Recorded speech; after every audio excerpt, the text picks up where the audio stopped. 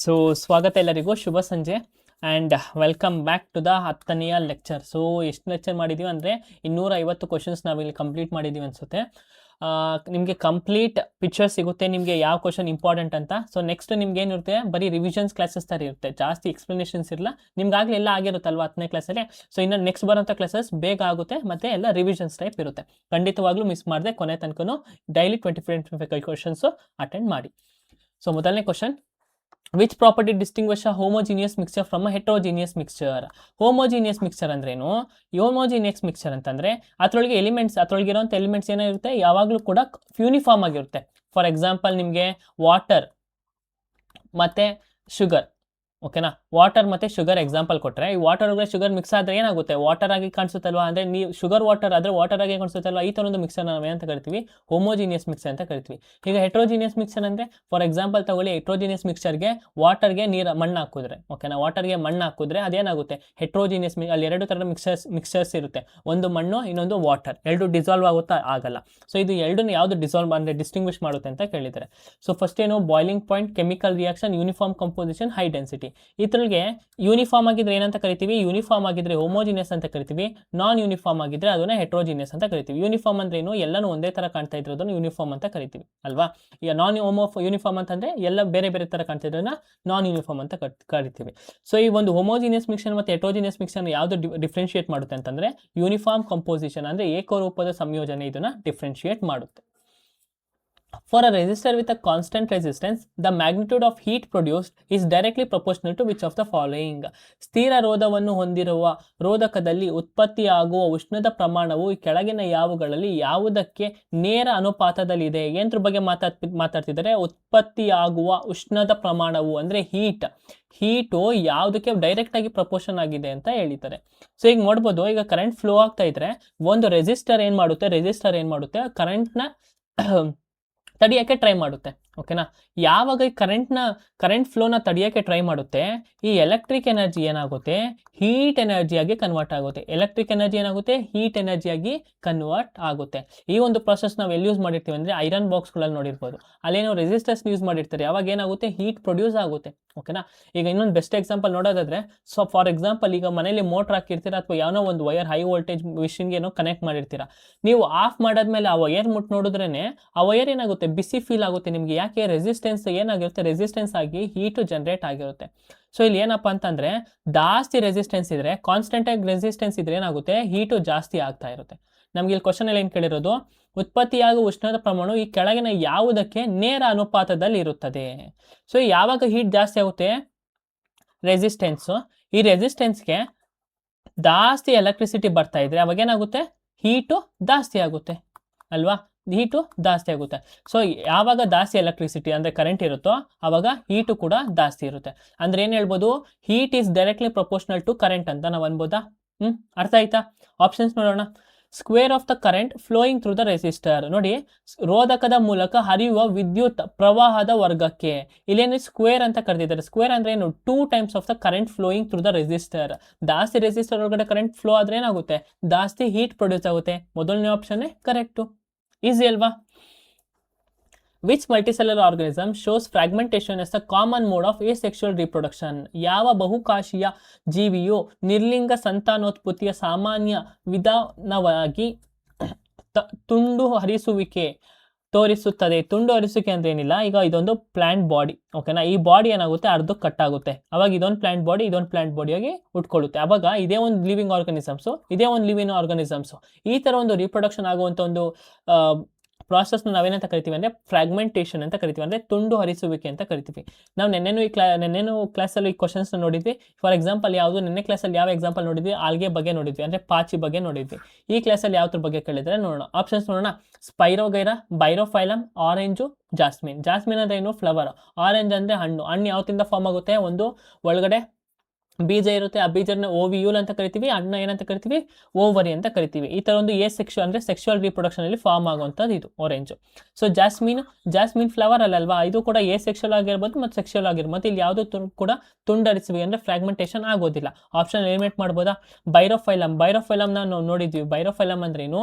Vegetative propagation ಅಂತ ಕರಿತೀವಿ. Vegetative propagation, ಒಂದು ಪ್ಲಾಂಟ್ ಬಾಡಿ ಮೇಲೆ ಆ ಒಂದು ಪ್ಲಾಂಟ್ ಬೆಳ್ಕೊಂಡು ಆಮೇಲೆ ನೆಕ್ಸ್ಟ್ ಅದು ಮಣ್ಣಿಗೆ ಬಿದ್ದು ಒಂದು ಹೊಸ ಪ್ಲಾಂಟ್ ಆಗಿ ಉಟ್ಕೊಳ್ಳುತ್ತೆ, ಅದನ್ನ ಬೈರೋಫೈಲಮ್ ಅಂತ ನಾವು ಕರಿತೀವಿ ಅಲ್ವಾ. ಇನ್ನು ಮಿಕ್ಕಿರೋದು ಆಪ್ಷನ್ ಯಾವುದು? ಒಂದು ಸ್ಪೈರೋಗೈರಾ. ಓಕೆನಾ, ಈ ಸ್ಪೈರೋಗೈರಾ ಏನಾಗುತ್ತೆ ಅಂತಂದ್ರೆ ತನ್ನ ಬಾಡಿನ ಒಂದು ಪಾರ್ಟಿಂದ ಕಟ್ಟಾಗಿ ಆ ಒಂದು ಕಟ್ಟಾಗುವಂಥ ಪಾರ್ಟ್ ಆಫ್ ದ ಬಾಡಿ ಏನಾಗುತ್ತೆ ಇನ್ನೊಂದು ಹೊಸ ಬಾಡಿ ಅಂದ್ರೆ ಒಂದು ಹ್ಯೂಮನ್ ಅಂದ್ರೆ ಲಿವಿಂಗ್ ಆರ್ಗನಿಸಮ್ಸ್ ಆಗಿ ಉಟ್ಕೊಳ್ಳುತ್ತೆ. ಓಕೆನಾ, ಅದನ್ನ ನಾವೇನಂತ ಕರಿತೀವಿ? ಸ್ಪೈರೋಗೈರಾ ಅಥವಾ ಫ್ರಾಗ್ಮೆಂಟೇಷನ್ ಅಂತ ಕರಿತೀವಿ. ಇದು ಎಲ್ಲಿ ಕಂಡು ಬರುತ್ತೆ? ಸೆಕ್ಷುವಲ್ ರಿಪ್ರೊಡಕ್ಷನ್ ಅಲ್ಲಿ ಕಂಡು ಬರುತ್ತೆ. A porter lifts a luggage of mass 25 kg from the ground to height 2 meter. What is the work done by him on the luggage?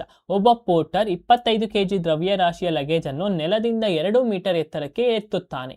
Luggage ಮೇಲೆ ಅವನ ಮಾಡಿದ ಕೆಲಸ ಎಷ್ಟು? ಗ್ರಾವಿಟೇಷನ್ ನಮಗೆ ಕೊಟ್ಟಿದ್ದಾರೆ.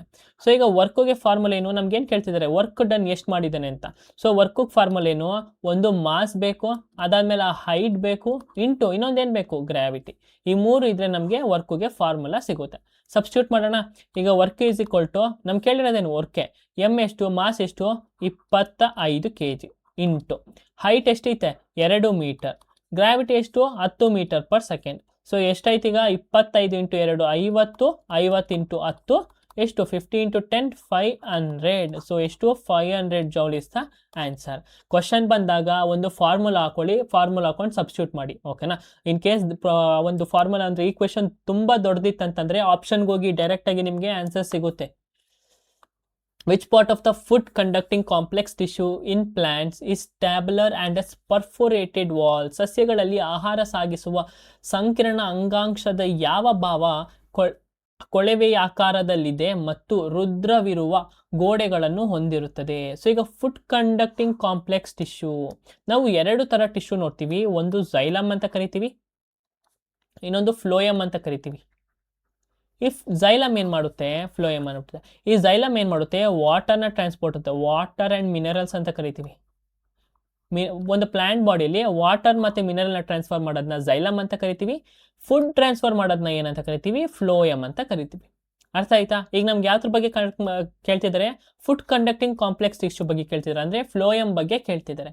ಸರಿನಾ? ಈ ಫ್ಲೋಯಮ್ ಅಲ್ಲಿ ಏನು ಕೇಳಿದ್ದಾರೆ ಅಂತಂದರೆ ಒಂದು ಟಿಶ್ಯೂ ಅಲ್ಲಿ ಒಂದು ಪರ್ಫೋರೇಟೆಡ್ ವಾಲ್ಸ್ ಇದೆ, ಅದು ಯಾವ ಪಾರ್ಟು ಅಂತ ಕೇಳ್ತಿದ್ದಾರೆ. ಫ್ಲೋಯಮ್ ಅಂದ್ರೆ ಏನು? ಫಾರ್ ಎಕ್ಸಾಂಪಲ್ ಈಗ ಇದು ಪಾರ್ಟ್ ಬಾಡಿ. ಓಕೆನಾ, ಈ ಪಾರ್ಟ್ ಬಾಡಿಲಿ ಈ ಫ್ಲೋಯಮ್ ಅಂದರೆ ಇದು ಫ್ಲೋಯಮ್ ಡಯಾಗ್ರಾಮು, ಅದ್ರೊಳಗೆ ಏನಾಗ್ತೈತೆ? ಫುಡ್ ಟ್ರಾನ್ಸ್ಫರ್ ಆಗ್ತೈತೆ. ಓಕೆನಾ, which part of the food conducting complex has a perforated walls ಅಂದ್ರೆ ಏನು? ಈ ಥರ ವಾಲ್ಸ್. ಓಕೆನಾ, ಈ ಫ್ಲೋಯಮ್ ಅಲ್ಲಿ ಈ ವಾಲ್ಸ್ನ ಏನಂತ ಕರೀತಾರೆ ಅಂತ ಕೇಳಿದ್ದಾರೆ. ಈ ವಾಲ್ಸ್ನ ಏನಂತ ಕರೀತಾರಪ್ಪ ಅಂತಂದ್ರೆ CV ಟ್ಯೂಬ್ ಅಂತ ಕರೀತಾರೆ. ಏನಂತ ಕರೀತವೆ? CV ಟ್ಯೂಬ್ ಅಂತ ಕರೀತಾರೆ. ಸರಿನಾ? ಈ ವಾಲ್ಸ್ ಮೇಲ್ಗಡೆ ಇಲ್ಲೊಂದು ಪ್ಲೇಟು, ಡಿಸ್ಕ್ ಲೈಕ್ ಪ್ಲೇಟು, ಇಲ್ಲೊಂದು ಪ್ಲೇಟ್ ಇರುತ್ತೆ. ಇದನ್ನ ಏನಂತ ಕರೀತಾರೆ ಅಂದ್ರೆ CV ಪ್ಲೇಟ್ ಅಂತ ಕರೀತಾರೆ. ಏನಂತ ಕರೀತಾರೆ? CV ಪ್ಲೇಟ್ ಅಂತ ಕರೀತಾರೆ. ಇಲ್ಲಿ ಫುಡ್ ಟ್ರಾನ್ಸ್ಫರ್ ಆಗುತ್ತೆ. ಓಕೆನಾ, ಈ ಒಂದು ಟ್ಯೂಬಲ್ಲಿ ಚಾನಲ್ ಅಂತ ಕರಿತೀವಿ. ಈ ಕಂಪ್ಯಾನಿಯಲ್ ಸೆಲ್ ಅಂದ್ರೇನು? ಈ ಕಂಪ್ಯಾನಿಯಲ್ ಸೆಲ್ ಅಂದ್ರೆ ಒಳಗಡೆ ಇರೋಂಥ ಸೆಲ್ಲು. ಈ ಸೆಲ್ ಏನ್ ಮಾಡುತ್ತೆ ಅಂದ್ರೆ ಈ ಫುಡ್ನ ಟ್ರಾನ್ಸ್ಪೋರ್ಟ್ ಮಾಡೋಕ್ಕೆ ಹೆಲ್ಪ್ ಮಾಡುತ್ತೆ. ಯಾವುದು? ಈ ಕಂಪ್ಯಾನಿಯನ್ ಸೆಲ್. ಅರ್ಥ ಆಯ್ತಾ? ಹಂಗಾರೆ ಇನ್ನೊಂದು ಆಪ್ಷನ್ ಯಾವುದು? ಫ್ಲೋಯಮ್ ಪ್ಯಾರೆನ್ಕೈಮ್ ಅಂತ. ಈ ಫ್ಲೋಯಮ್ ಪ್ಯಾರೆನ್ಕೈಮ್ ಏನು ಮಾಡುತ್ತೆ? ಫುಡ್ನ ಏನು ಮಾಡುತ್ತೆ? ಸ್ಟೋರ್ ಮಾಡುತ್ತೆ. ಫುಡ್ನ ಸ್ಟೋರ್ ಮಾಡೋಕ್ಕೆ ಹೆಲ್ಪ್ ಮಾಡುತ್ತೆ. ಸೊ ನಮ್ಗೆ ಈಗ ಆನ್ಸರ್ ಯಾವುದು? ಆ ವಾಲ್, ಪರ್ಫೋರೇಟೆಡ್ ವಾಲ್ನ ಏನಂತ ಕರಿತೀವಿ ಅಂದ್ರೆ CV ಟ್ಯೂಬ್ ಅಂತ ನಾವು ಕರಿತೀವಿ. Which of the following statements about the proton is correct? Proton ಬಗ್ಗೆ ಈ ಕೆಳಗಿನ ಯಾವ ಹೇಳಿಕೆ ಸರಿಯಾಗಿದೆ? ಈಗ ಪ್ರೋಟಾನ್ ಅಂದ್ರೆ ಏನು? ಪ್ರೋಟಾನ್ ಅಂತಂದ್ರೆ ಪಾಸಿಟಿವ್ಲಿ ಚಾರ್ಜ್ಡ್. ಪ್ರೋಟಾನ್ ಅಂದರೆ ಪಾಸಿಟಿವ್ಲಿ ಚಾರ್ಜ್, ನೆಗೆಟಿವ್ಲಿ ಚಾರ್ಜ್ ನಾವು ಏನಂತ ಕರಿತೀವಿ? ಎಲೆಕ್ಟ್ರಾನ್ ಅಂತ ಕರಿತೀವಿ. ELECTRON ಎಲೆಕ್ಟ್ರಾನ್ ಅಂತ ನಾವು ಕರಿತೀವಿ. ಹಾಗಾದ್ರೆ ನ್ಯೂಟ್ರಲ್ ಚಾರ್ಜ್ ಏನಂತ ಕರಿತೀವಿ? ಝೀರೋ ಚಾರ್ಜ್ ಇದ್ರೆ ಅದನ್ನ ನಾವು ನ್ಯೂಟ್ರಾಲ್ ಅಥವಾ ನ್ಯೂಟ್ರಲ್ ಅಂತ ಕರಿತೀವಿ. ಓಕೆನಾ, ಝೀರೋ ಚಾರ್ಜ್ ಇದ್ರೆ ನ್ಯೂಟ್ರಾನ್. ಅರ್ಥ ಆಯ್ತಾ? ಇವಾಗ ನಮ್ಗೆ ಬೇಕಾಗಿರೋದು ಯಾವುದು? ಪ್ರೋಟಾನ್ ಬಗ್ಗೆ ಮಾತ್ರ. ಪ್ರೋಟಾನ್ ಅಂದ್ರೇನು? Positively charge. ನೋಡೋಣ ಸ್ಟೇಟ್ಮೆಂಟ್ಸು. ಆ ಪ್ರೋಟಾನ್ ಇಸ್ ನೆಗೆಟಿವ್ಲಿ ಚಾರ್ಜ್. ಮೊದಲನೇ ಆಪ್ಷನ್ ಎಲಿಮಿನೇಟ್ ಮಾಡಿ.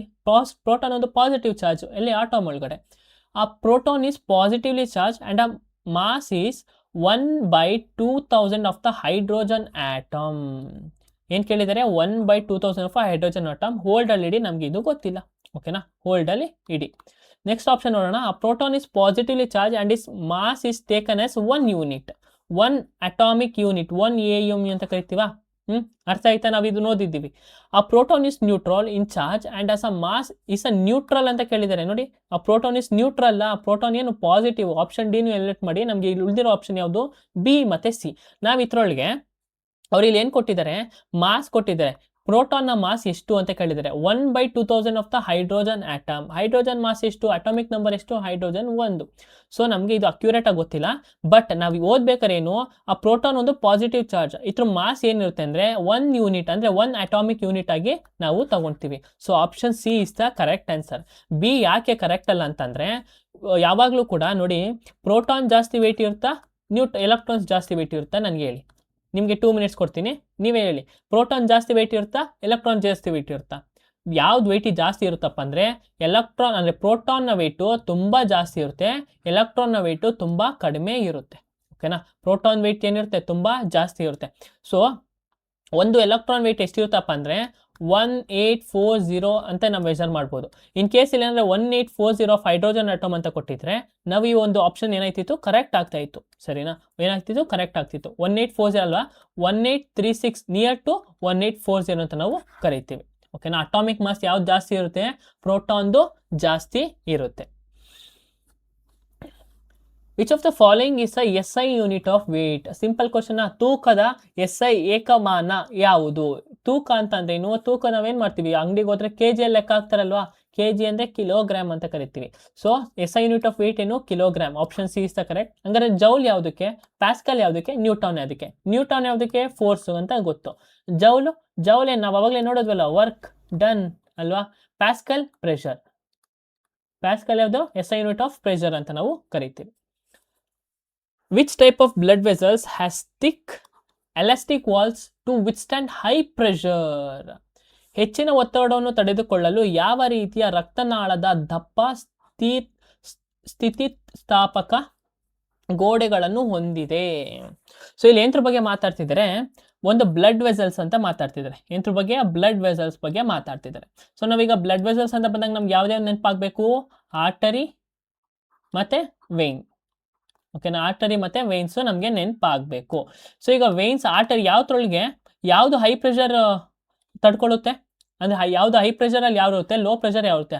ಹೈ ಪ್ರೆಷರ್ ಎಲ್ಲಿರುತ್ತೆ ಅಂತಂದರೆ ಆರ್ಟರಿಯಲ್ಲಿರುತ್ತೆ. ಆರ್ಟರಿಯಲ್ಲಿ ಇರುತ್ತೆ. ಲೋ ಪ್ರೆಷರ್ ಎಲ್ಲಿರುತ್ತೆ? ವೇನ್ಸಲ್ಲಿ ಇರುತ್ತೆ. Low pressure. ಸರಿನಾ? ಹೈ ಪ್ರೆಷರ್ ಯಾಕೆ ಅಂತಂದರೆ ಈ ಆರ್ಟರಿ ಏನು ಮಾಡುತ್ತೆ ಅಂತಂದರೆ ಬಾಡಿಯಿಂದ, ಅಂದರೆ ಹಾರ್ಟಿಂದ ಎಲ್ಲ ಬಾಡಿ ಪಾರ್ಟ್ಸ್ಗೆ ಏನು ಮಾಡುತ್ತೆ? ರಕ್ತನ ಪಂಪ್ ಮಾಡುತ್ತೆ. ಅಂದರೆ ಹೈ ಪ್ರೆಷರ್ ಹೋಗ್ಬೇಕಲ್ವಾ ಪಂಪ್ ಆಗೋಕ್ಕೆ. ಸೊ ಹಾರ್ಟಿಂದ ಬಾಡಿ ಕಳಿಸುತ್ತೆ. ಈ ಬಾಡಿಯಿಂದ ಹಾರ್ಟಿಗೆ ಬ್ಲಡ್ನ ಹೇಳ್ಕೊಳ್ಳೋದು ಯಾವುದಪ್ಪ ಅಂತಂದರೆ ವೇನ್ಸ್. ಓಕೆನಾ, ಬಾಡಿಯಿಂದ ಹಾರ್ಟ್ಗೆ ಬ್ಲಡ್ನ ಹೇಳ್ಕೊಳ್ಳೋದು ಯಾವುದಂದರೆ ಅಂದರೆ ಸಪ್ಲೈ ಆಗೋದು ವೇನ್ಸ್. ಸೊ ಅದಕ್ಕೆ ವೇನ್ಸಲ್ಲೂ ಥಿಕ್ ವಾಲ್ಸ್ ಇರುತ್ತೆ. ಓಕೆನಾ, ಆದರೆ ಅದು ಲೋ ಪ್ರೆಷರು. ಬಟ್ ನಮ್ಗೆ ಕೇಳ್ತಿರೋದಿಲ್ಲ ಯಾವುದು? High pressure. ಹೈ ಪ್ರೆಷರ್ ಅಂದರೆ ಯಾವುದು? ಆರ್ಟರಿ. ಆರ್ಟರಿ ಅಂದರೆ ಯಾವುದು? Option D is the correct answer. ಅಪಧಮನಿ ಅಂತ ನಾವು ಕರಿತೀವಿ. ಸೊ ಈಗ ವೇನ್ ಅಂದ್ರೆ ಏನು? ವೇನ್ ಬಗ್ಗೆ ಡಿಸ್ಕಸ್ ಮಾಡಿದ್ದೇವೆ. ವೆನ್ಯೂಲ್ ಅಂದ್ರೆ ಏನು? ವ್ಯಾನ್ಯೂಲ್ ಎಲ್ಲಿರುತ್ತೆ? ವೇನ್ಸ್ ಹತ್ರ ಒಳಗೆ ಇರುತ್ತೆ. ಕ್ಯಾಪಿಲರಿ ಏನು ಯೂಸು? ಎಕ್ಸ್ಚೇಂಜ್ ಆಫ್ ನ್ಯೂಟ್ರಿಯನ್ಸ್ನ ಎಕ್ಸ್ಚೇಂಜ್ ಮಾಡೋಕ್ಕೆ ಕ್ಯಾಪಿಲರಿ ಯೂಸ್ ಆಗುತ್ತೆ. ಅಲ್ಲಿ ನಮಗೆ ಕಂಡು ಬರುತ್ತೆ ಕ್ಯಾಪಿಲರಿ. ಓಕೆನಾ, ಮತ್ತೆ ಕ್ಯಾಪಿಲರೀಸ್ ಅಂತ ನಾವು ನೋಡಿದ್ವಿ.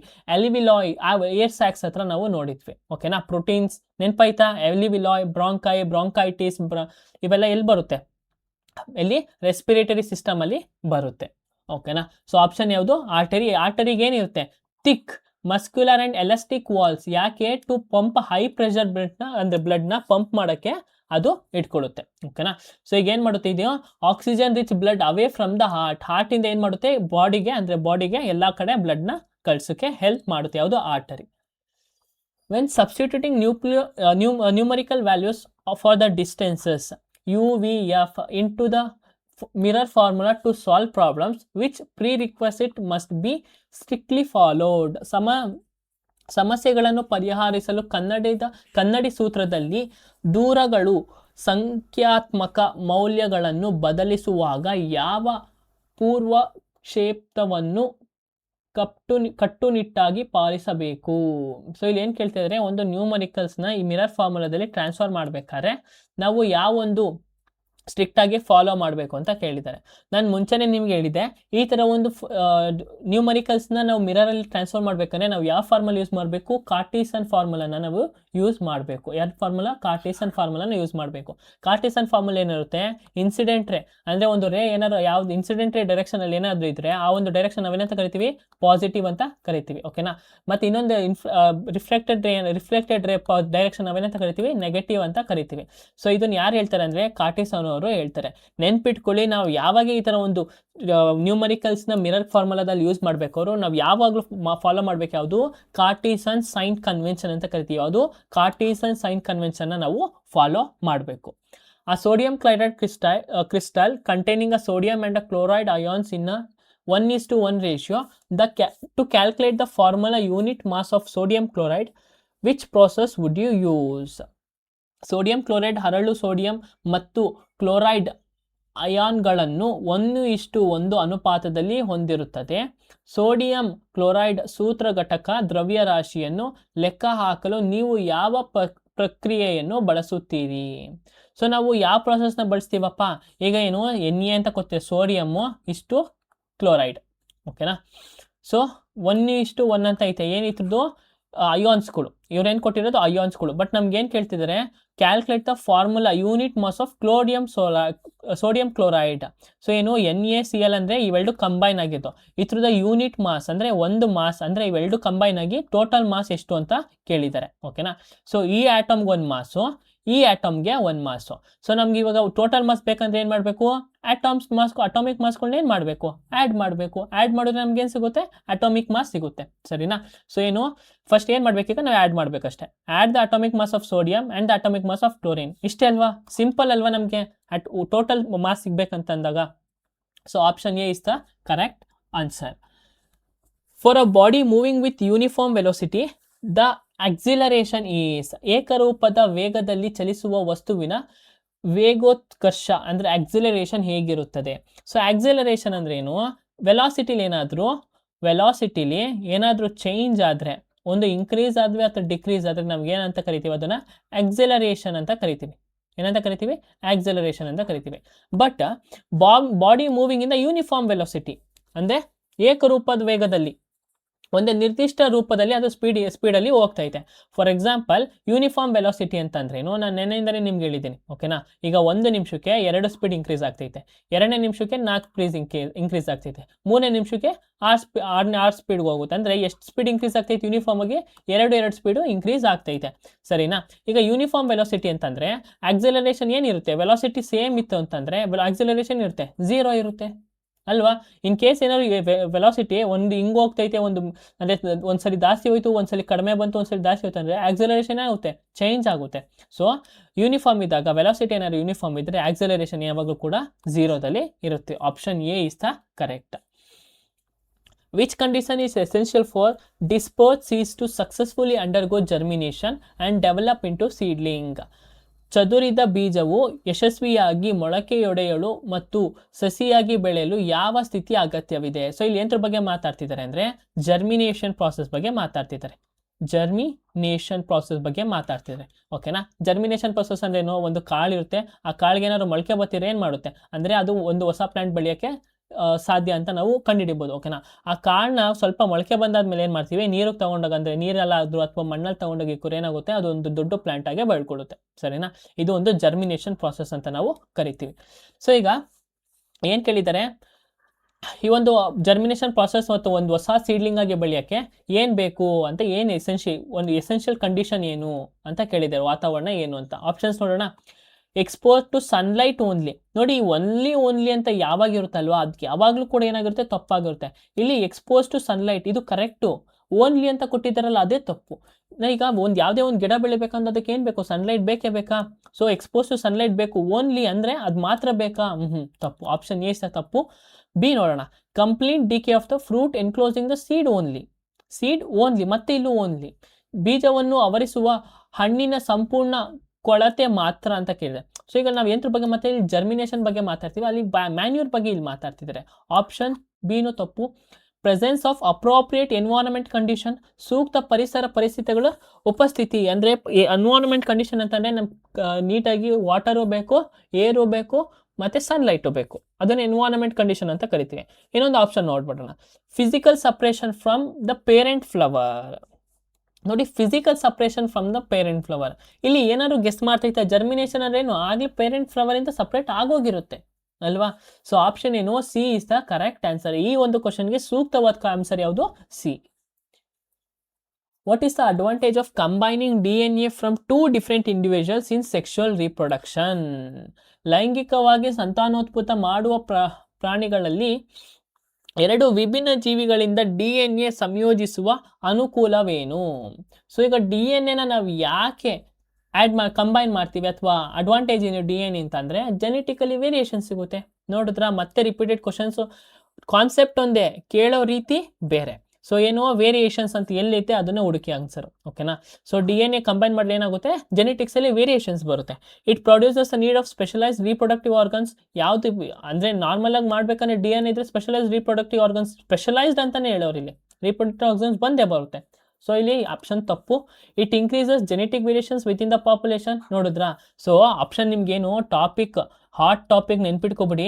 ಈ ನೆನ್ನೆ 4 ಟಾಪಿಕ್ ಮಾಡೋದಲ್ವಾ, ಒಂದನೇ ಟಾಪಿಕ್ ಕೊಡ್ತೀನಿ ನೋಡಿ, ಏನು, ಜೆನೆಟಿಕ್ ವೇರಿಯೇಷನ್, ಓಕೆನಾ, important topic. It ಎಲಿಮಿನೇಟ್ಸ್ errors in DNA copying, it speed up the reproduction process. ಎಲ್ಲ ತಪ್ಪು. Option B is the correct answer. Which of the following statements is true about a base in an aqueous state? ಜಲೀಯ ದ್ರವಣದಲ್ಲಿ ಪ್ರತ್ಯಾಮ್ಲದ ಬಗ್ಗೆ ಈ ಕೆಳಗಿನ ಯಾವ ಹೇಳಿಕೆ ಸತ್ಯವಾಗಿದೆ? So ಏನ್ರ ಬಗ್ಗೆ ಮಾತಾಡ್ತಿದ್ದಾರೆ ಇಲ್ಲಿ ಅಂದರೆ ಬೇಸ್ ಬಗ್ಗೆ ಮಾತಾಡ್ತಿದ್ದಾರೆ. ಬೇಸ್ ಅಂದ್ರೆ ಏನು, OH ಅಂತ ನೆನ್ಪಿಟ್ಕೊಳ್ಳಿ ಅಂತ ಅಂದಿದೆ. ಯಾವಾಗಲೇನು ಆಕ್ಸಿಡ್ ಅಂತ ಬರುತ್ತೆ, ಓಕೆನಾ. ಇನ್ನು ಅಕ್ವೇಶಿಯಸ್ ಸ್ಟೇಟ್ ಅಂದರೆ ವಾಟರ್ ಸ್ಟೇಟಲ್ಲಿ, ಸರಿನಾ, ಅರ್ಥ ಆಯ್ತಾ? ಆಪ್ಷನ್ಸ್ ನೋಡೋಣ. They produce OH ions in water. ನಾನು ಹೇಳಿಲ್ವಾ, OH ಅಯಾನ್ಸ್ ಪ್ರೊಡ್ಯೂಸ್ ಮಾಡ್ತಾರಾ, ಓಕೆ, ಇದು ನಿಂಗೆ ಇಟ್ಕೊಳ್ಳಿ. ಇನ್ನು ಬೇರೆ ಆಪ್ಷನ್ ಓದಲೇಬೇಕು. They have a sour taste. Sour ಅಂದ್ರೆ ಏನು, ಹುಳಿ ಅಂಶ ಅಂತ. ಏನು, ಹುಳಿ ಅಂಶ ಅಂತ. ಈ ಹುಳಿ ಅಂಶ ಅಂದ್ರೇನು, ಈ ಹುಳಿ ಅಂಶ ಬೇಸಿಗಿರುತ್ತಾ, ಬೇಸ್ ಅಂದ್ರೆ ಏನು, ಕಹಿ ಅಂಶ. ಬೇಸ್ಗೆ ಏನಿರುತ್ತೆ, ಬಿಟರ್ ಇನ್ ಟೇಸ್ಟ್. ಅಂದ್ರೆ ಹುಳಿ ಅಂತ ಬರೋದು ಯಾವುದಕ್ಕೆ, ಆಸಿಡ್ ಬರುತ್ತೆ ಅಲ್ವಾ. ಆಪ್ಷನ್ ಏನು, ನಾವು ಮಾತಾಡ್ತಿರೋದು ಬೇಸ್ ಬಗ್ಗೆ. They react with metals to produce hydrogen gas. Okay, ಈಗ ಎಲ್ಲ ಮೆಟಲ್ಲು ಅಂದರೆ ಎಲ್ಲ ಬೇಸ್ಗಳು ಮೆಟಲ್ ಜೊತೆ ರಿಯಾಕ್ಟ್ ಆಗುತ್ತಾ, ಆ್ಯಸಿಡ್ಡು ಮೆಟಲ್ ಜೊತೆ ರಿಯಾಕ್ಟ್ ಆದಾಗ ಹೈಡ್ರೋಜನ್ ಗ್ಯಾಸ್ ಪ್ರೊಡ್ಯೂಸ್ ಆಗುತ್ತೆ, ಇದು ನಮಗೆ ಗೊತ್ತು. ಈಗ ಬೇಸ್ ರಿಯಾಕ್ಟ್ ಆಗುತ್ತಾ, ಬೇಸು ರಿಯಾಕ್ಟ್ ಆಗಲ್ಲ. ಬಟ್ ಯಾವೊಂದು ಸ್ಟ್ರಾಂಗ್ ಬೇಸ್ ಇರುತ್ತಲ್ವಾ, ಸ್ಟ್ರಾಂಗ್ ಬೇಸ್ ಇರೋವಂಥ ಒಂದು ಎಲಿಮೆಂಟ್ಸು ಮೆಟಲ್ ಜೊತೆ ರಿಯಾಕ್ಟ್ ಆಗುತ್ತೆ, ಆದರೆ ರೇರ್ ಟು ರೇರ್ ಕೇಸಸಲ್ಲಿ, ಸರಿನಾ. ಅದ್ರಲ್ಲಿ ಏನ್ರ ಬಗ್ಗೆ ಮಾತಾಡ್ತಿದ್ದಾರೆ, ಆ್ಯಸಿಡ್, ಡೈರೆಕ್ಟ್ ಆ್ಯಸಿಡ್ ರಿಯಾಕ್ಟ್ ಆಗುತ್ತೆ. ಆ್ಯಸಿಡ್ ಮೆಟಲ್ ಜೊತೆ ರಿಯಾಕ್ಟ್ ಆದಾಗ ಏನಾಗುತ್ತೆ, ಹೈಡ್ರೋಜನ್ ಗ್ಯಾಸ್ ಪ್ರೊಡ್ಯೂಸ್ ಆಗುತ್ತೆ. ನಾವು ಮಾತಾಡ್ತಿರೋದು ನಮ್ಗೆ ಬೇಕಾಗಿರೋದು base. They turn blue litmus to red. ಏನು, ಬೇಸ್ಗಳು ಏನು ಮಾಡುತ್ತೆ, ಬ್ಲೂ ರಿಟ್ಮಸ್ ಟು ರೆಡ್ ಆಗಿ ಕನ್ವರ್ಟ್ ಮಾಡುತ್ತಾ ಅನ್ನೋ, ಆ್ಯಸಿಡು ಬ್ಲೂ ರಿಟ್ಮಸ್ನ ರೆಡ್ ಆಗಿ ಕನ್ವರ್ಟ್ ಮಾಡುತ್ತೆ. ಬೇಸ್ ಏನು ಮಾಡುತ್ತೆ, ರೆಡ್ ಲಿಟ್ಮಸ್ನ ಏನು ಮಾಡುತ್ತೆ, ಬ್ಲೂ ರಿಟ್ಮಸ್ ಆಗಿ ಕನ್ವರ್ಟ್ ಮಾಡುತ್ತೆ. ಕಲರ್ ಏನು ಮಾಡುತ್ತೆ, ಬ್ಲೂ ರಿಟ್ಮಸ್ ಆಗಿ ಕನ್ವರ್ಟ್ ಆಗುತ್ತೆ. ಸೊ 3 ಆಪ್ಷನ್ ಬಿ ತಪ್ಪು. ಇದು 3 ಯಂತ್ರ ಬಗ್ಗೆ ಮಾತಾಡ್ತಿದೆ, ಆಸಿಡ್ ಬಗ್ಗೆ ಮಾತಾಡ್ತಿದೆ. Option A is the correct answer. Megaphone, horn and stethoscope are the device use to dash. Megaphone, horn ಮತ್ತು ಸೆಥಸ್ಕೋಪ್ ಉಪಕರಣಗಳು ಡ್ಯಾಶ್ ಬಳಸಲಾಗುತ್ತದೆ. ಯಾಕಪ್ಪ ಬಳಸ್ತಾರೆ ಸೆಥಸ್ಕೋಪ್ನ, ಯಾಕೆ ಅಂತಂದರೆ ಹಾರ್ಟ್ ಬೀಟ್ನ ಕೇಳಿಸ್ಕೊಳ್ಳೋಕ್ಕೆ. ಮೆಗಾಫೋನ್ ಅಂತಂದರೆ ಫೋನಲ್ಲಿ ಮಾತಾಡೋಕ್ಕೆ ಅಲ್ವಾ. ಹಾರ್ನ್ ಅಂದರೆ ಏನು, ಸೌಂಡ್ ಮಾಡೋಕ್ಕೆ. ಸೊ ನೋಡೋಣ, control amplitude of the sound. ಈ ಆಂಪ್ಲಿಟ್ಯೂಡ್ ಅಂದ್ರೆ ಏನು, ಲೌಡ್ನೆಸ್ನ ಕಂಟ್ರೋಲ್ ಮಾಡೋಕ್ಕೆ ಇದನ್ನು ಬಳಸ್ತಾರಾ. ಬ್ಲಾಕ್ ಸೌಂಡ್ನ ಏನು, ಧ್ವನಿಯನ್ನು ತಡೆಯಲು. ಧ್ವನಿನ ತಡೆಯೋಕ್ಕೆ ಯಾರನ್ನ ಬಳಸ್ತೀವಿ ನಾವು, ಈ ಸೆಥೋಸ್ಕೋಪ್ ಅಂದ್ರೆ ನಾವು ಧ್ವನಿನ ಕೇಳಿಸ್ಕೊಳ್ಳೋಕೆ ಬಳಸ್ತೀವಿ, ಇದು ವಿರುದ್ಧವಾಗಿದೆ. ಚೇಂಜ್ ಪಿಚ್ ಅಂದ್ರೆ ಏನು, ನಮ್ಮ ಧ್ವನಿ ಅಥವಾ ಸ್ಥಾಯಿಯನ್ನು ಬದಲಾಯಿಸಲು ಮಾಡ್ತೀವ, ಇದ್ಯಾವುದಕ್ಕೂ ರಿಲೇಟೆಡ್ ಇಲ್ಲ. Produce, transmit and amplify sound. ಧ್ವನಿಯನ್ನು ಉತ್ಪಾದಿಸಲು, ಪ್ರಸಾರ ಮಾಡಲು ಮತ್ತು ವರ್ಧಿಸಲು. ಪ್ರೊಡ್ಯೂಸ್ ಮಾಡ್ತೀವಿ ಅಂದ್ರೆ ಏನು, ಈಗ ಹಾರ್ನಿಂದ ಏನು ಮಾಡ್ತೀವಿ ನಾವು, ಸೌಂಡ್ನ ಪ್ರೊಡ್ಯೂಸ್ ಮಾಡ್ತೀವಿ. ಮೆಗಾಫೋನಿಂದ ಏನು ಮಾಡ್ತೀವಿ, ಒಂದು ಸೌಂಡಿಂದ ಇನ್ನೊಂದು ಸೌಂಡು ಟ್ರಾನ್ಸ್ಫರ್ ಆಗುತ್ತೆ. ಸೆಥೋಸ್ಕೋಪಿಂದ ಏನು ಮಾಡ್ತೀವಿ, ಸೌಂಡ್ನ ನಾವು ಕೇಳಿಸ್ಕೊಳ್ತೀವಿ, ಓಕೆನಾ. ಸೌಂಡ್ ಏನು ಮಾಡ್ತೀವಿ, ಆಂಪ್ಲಿಫೈ ಸೌಂಡ್ನ ನಾವು ಕೇಳಿಸ್ಕೊಳ್ತೀವಿ. So option D is the correct answer. ಅಂದರೆ ಕೀ ಟರ್ಮಿನಾಲಜಿ ಅಂದ್ರೇನು, ನಿಮಗೆ ಮೆಗಾಫೋನ್ ಮೇಲೂ ಕ್ವಶನ್ಸ್ ಬರ್ಬೋದು, ಸೆಥೋಸ್ಕೋಪ್ ಮೇಲೂ ಕ್ವಶನ್ಸ್ ಬರ್ಬೋದು, ಯಾವ್ದಾದ್ರು ಬರ್ಬೋದು. ಸೆಥೋಸ್ಕೋಪ್ನ ನಾವು ಆಗಲೇ ನೋಡಿದ್ದೀವಿ, ಓಕೆನಾ. Identify the product in the reaction given below. ಕೆಳಗಿನ ನೀಡಲಾದ ಕ್ರಿಯೆಯಲ್ಲಿ ಉತ್ಪನ್ನವನ್ನು ಗುರುತಿಸಿ. ಉತ್ಪನ್ನವನ್ನು ಪ್ರಾಡಕ್ಟ್ ಯಾವುದು ಗುರುತಿಸಬೇಕು. ರಿಯಾಕ್ಷನ್ ನೋಡೋಣ. ಕ್ರಿಯೆ CH3 CH2OH. OH ಅಂದ್ರೆ ಏನಿಲ್ಲ, ಇದು ಬೇಸ್. ಓಕೆನಾ. ಆದರೆ CH3 CH2 ಏನರ ಬಗ್ಗೆ ಮಾತಾಡ್ತಿದ್ದಾರೆ. ಈ CH3 CH2 ಏನರ ಬಗ್ಗೆ ಮಾತಾಡ್ತಿದ್ದಾರೆ ಅಂದರೆ ಎಥನಾಲ್ ಬಗ್ಗೆ ಮಾತಾಡ್ತಿದ್ದಾರೆ. ಏನರ ಬಗ್ಗೆ? ಎಥನಾಲ್. ನಾನು ಸ್ಟಾರ್ಟಿಂಗ್ ಕ್ಲಾಸಲ್ಲಿ ಹೇಳಿದ್ದೀನಿ ನಿಮಗೆ, ಎಥನಾಲ್ದು ಫಾರ್ಮುಲಾ ನೆನ್ಪಿಟ್ಕೊಳ್ಳಿ. ಓಕೆನಾ. CH3 CH2OH. ಓಕೆನಾ. ಇದು ನೆಕ್ಸ್ಟು ಆಲ್ಕಲೈನ್ ಜೊತೆಗೆ ಮಿಕ್ಸ್ ಆಗುತ್ತೆ. ಆಲ್ಕಲೈನ್ ಅದು KMNO4 ಅಂತ. ಈ KMNO4 ಒಂದು ಇಂಪಾರ್ಟೆಂಟ್ ಅಂದರೆ ಇಂಪಾರ್ಟೆಂಟ್ ನೆನ್ಪಿಟ್ಕೊಳ್ಳಿ. ಇದೇನಂತ ಕರಿತೀವಿ? K ಅಂದರೆ ಪೊಟ್ಯಾಷಿಯಂ ಪರ್ಮ್ಯಾಂಗನೇಟ್. ಪೊಟ್ಯಾಷಿಯಂ ಪರ್ಮ್ಯಾಂಗನೇಟ್ ಅಂತ ಕರಿತೀವಿ, ಪರ್ಮ್ಯಾಂಗನೇಟ್ ಅಂತ ಕರಿತೀವಿ, KMNO4. ಈ KMNO4 ಯಾಕಪ್ಪ ಫೇಮಸ್ ಅಂದರೆ ಅದು ಒಂದು strong oxidising